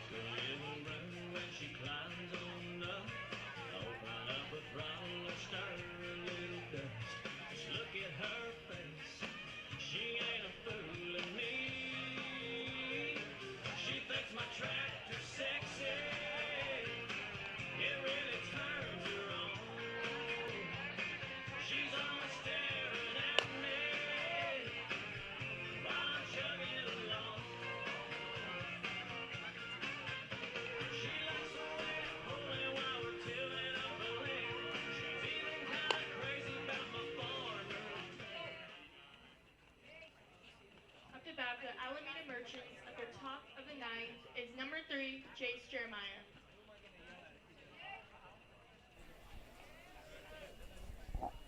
Nick Camagis, who was just added to the Stompers' active roster today, out for another inning of work. Going to try to get 3 outs right here, keep the game at 4 runs for his team.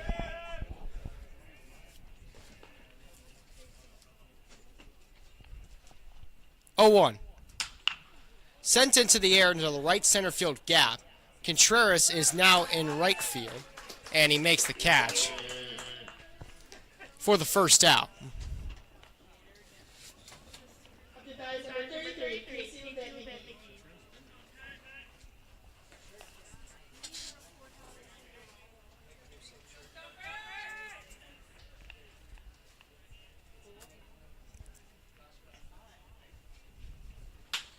This one sent out to the right center field gap once again, and this time it will bounce before Caden Dosa, the center fielder, in for an easy base hit.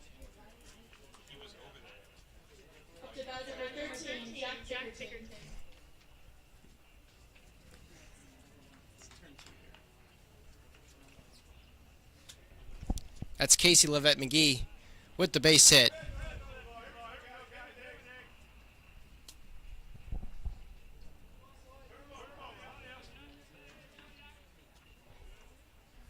First pitch to Jack Bickerton. This one sent out to center field once again. Caden Dosa makes the catch this time. Quickly 2 away.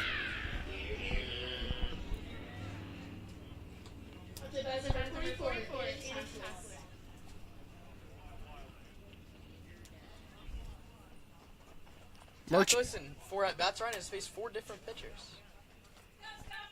Been a lot of arms out there for the Stompers tonight.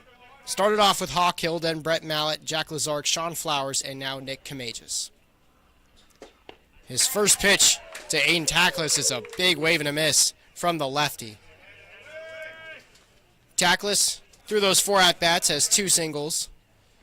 He's also reached with a walk. Picked back over, not in time to get Levette McGee.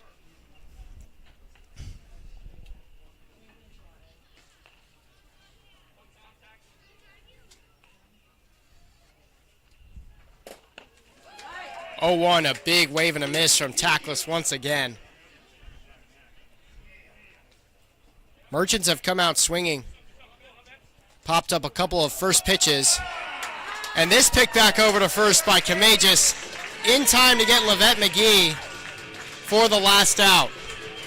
So a creative way to get that third out. Nick Kamages with a couple good innings of work. And now his offense needs to give him some support. Stompers with 3 more outs to work with in the bottom of the 9th when we return.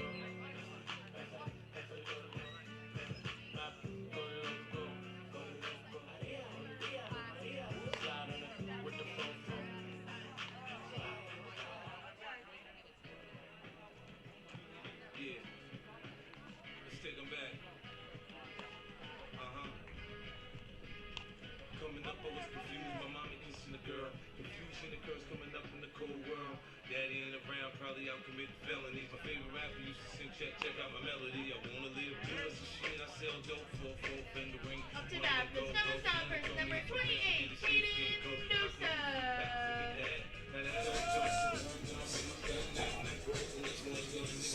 3 outs to go for Anthony Gamboa and the Alameda Merchants. He'll face 9-1-2 in the Sonoma order. It's Caden Dosa, the 9-hitter, and replacing Kyler Zakowski will be A.J. Carter. First pitch catches the zone. Caden Dosa expected it, gave it a nod as it dropped in for strike 1. We assume it's Elijah Ramos after Carter. Big swing and a miss, and the count quickly 0-2. May have been foul tipped by Dosa in the righty's batter's box. And he's quickly behind. Gamboa gets a sign he likes from Zapata. Now pitches, and it's another wave and a miss from Caden Dosa.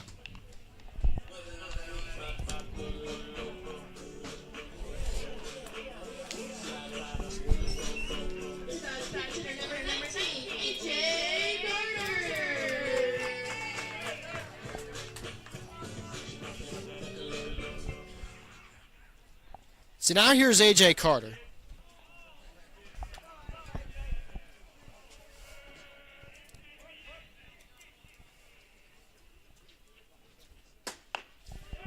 Takes a first pitch strike on the inside.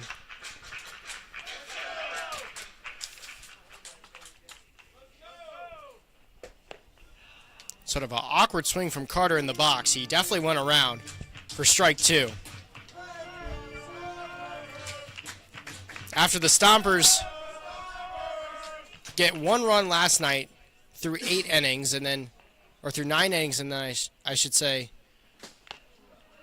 a foul tip into the glove of the new catcher for the Merchants. It's strike 3 and a punch out for Anthony Gamboa.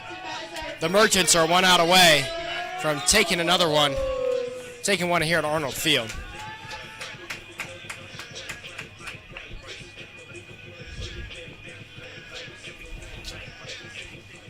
And as presumed, it's Elijah Ramos who steps into the righty's batter's box. First pitch from Gamboa, out of the glove, and strike 1.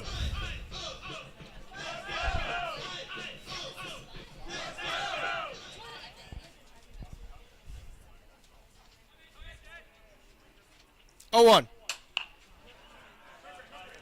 Fouled away by Elijah Ramos to the right side.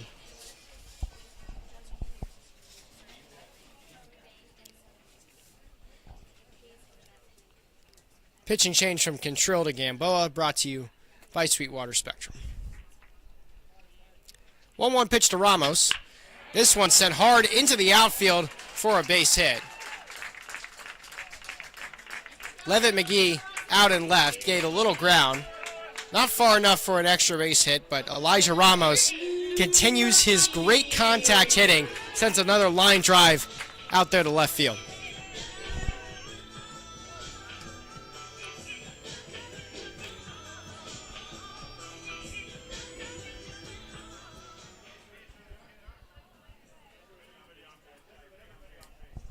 It's now 2 hits and 2 walks for Elijah so far tonight.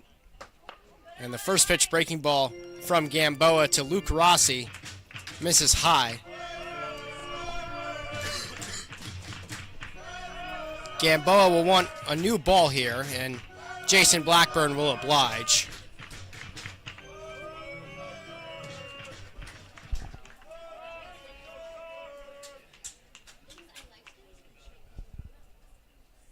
So now Gamboa is ready.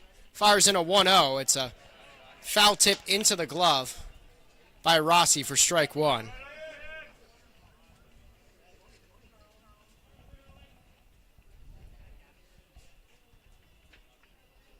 Gamboa shakes off a sign. Takes a look over at the speedy Ramos at first base. Now fires the pitch. This one high and tight. Ball 2.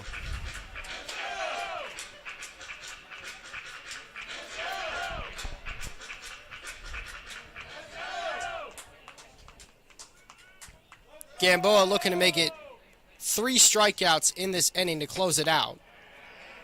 But this one misses low and away. He'll have a long way to battle back to get Rossi via the K.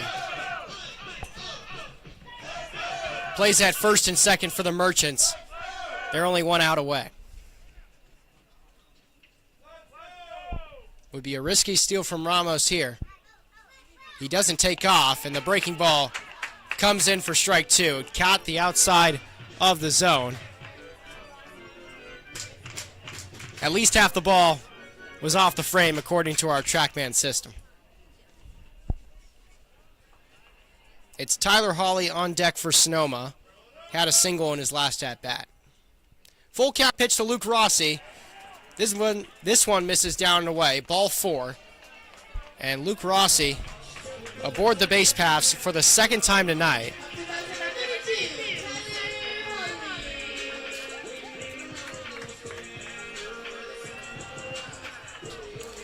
Luke had a single in the first inning, and now a walk in the 9th. Now first and second with 2 outs for Tyler Hawley.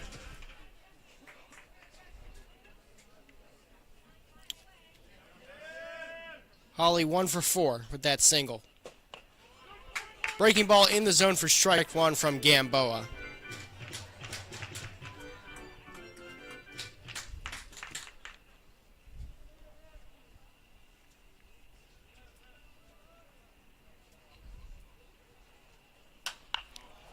This one popped up.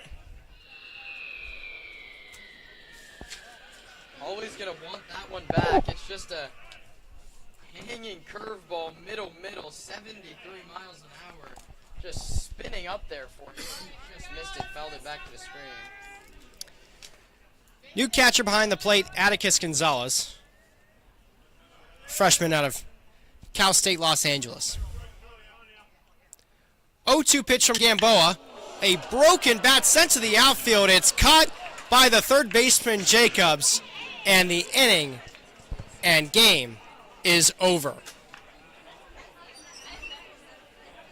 The Merchants come into Sonoma and get a big win on this afternoon. A rare 1:05 start time. It doesn't bother the Merchants, who get their revenge on the Stompers, who beat them in the previous 2 matchups. A big win 5-1, and Kieran.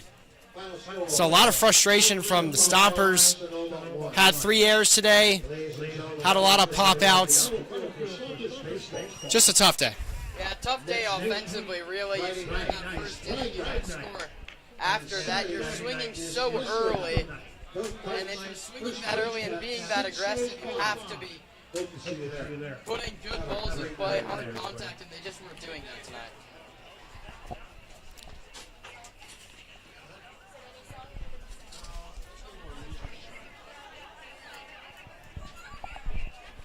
A tough day for the Sonoma Stompers. They lose this ball game 5-1. The final line for the winning Alameda Merchants. It's 5 runs on 5 hits and 2 errors. For Sonoma, it's just 1 run on 7 hits and 3 errors. We thank you for joining us, as always, on the Sonoma Stompers Broadcast Network. Sonoma looks to bounce back in the 3rd game of this series, but obviously, as always, an off day on Monday. It will be a Tuesday start time. That's in Alameda.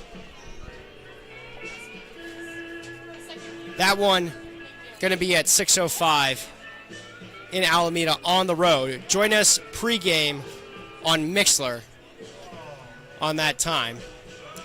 Your winning pitcher for tonight is David Andrews, and the loser is Sean Flowers.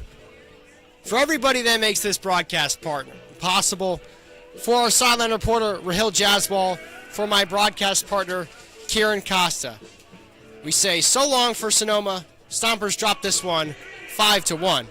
We'll see you on Tuesday.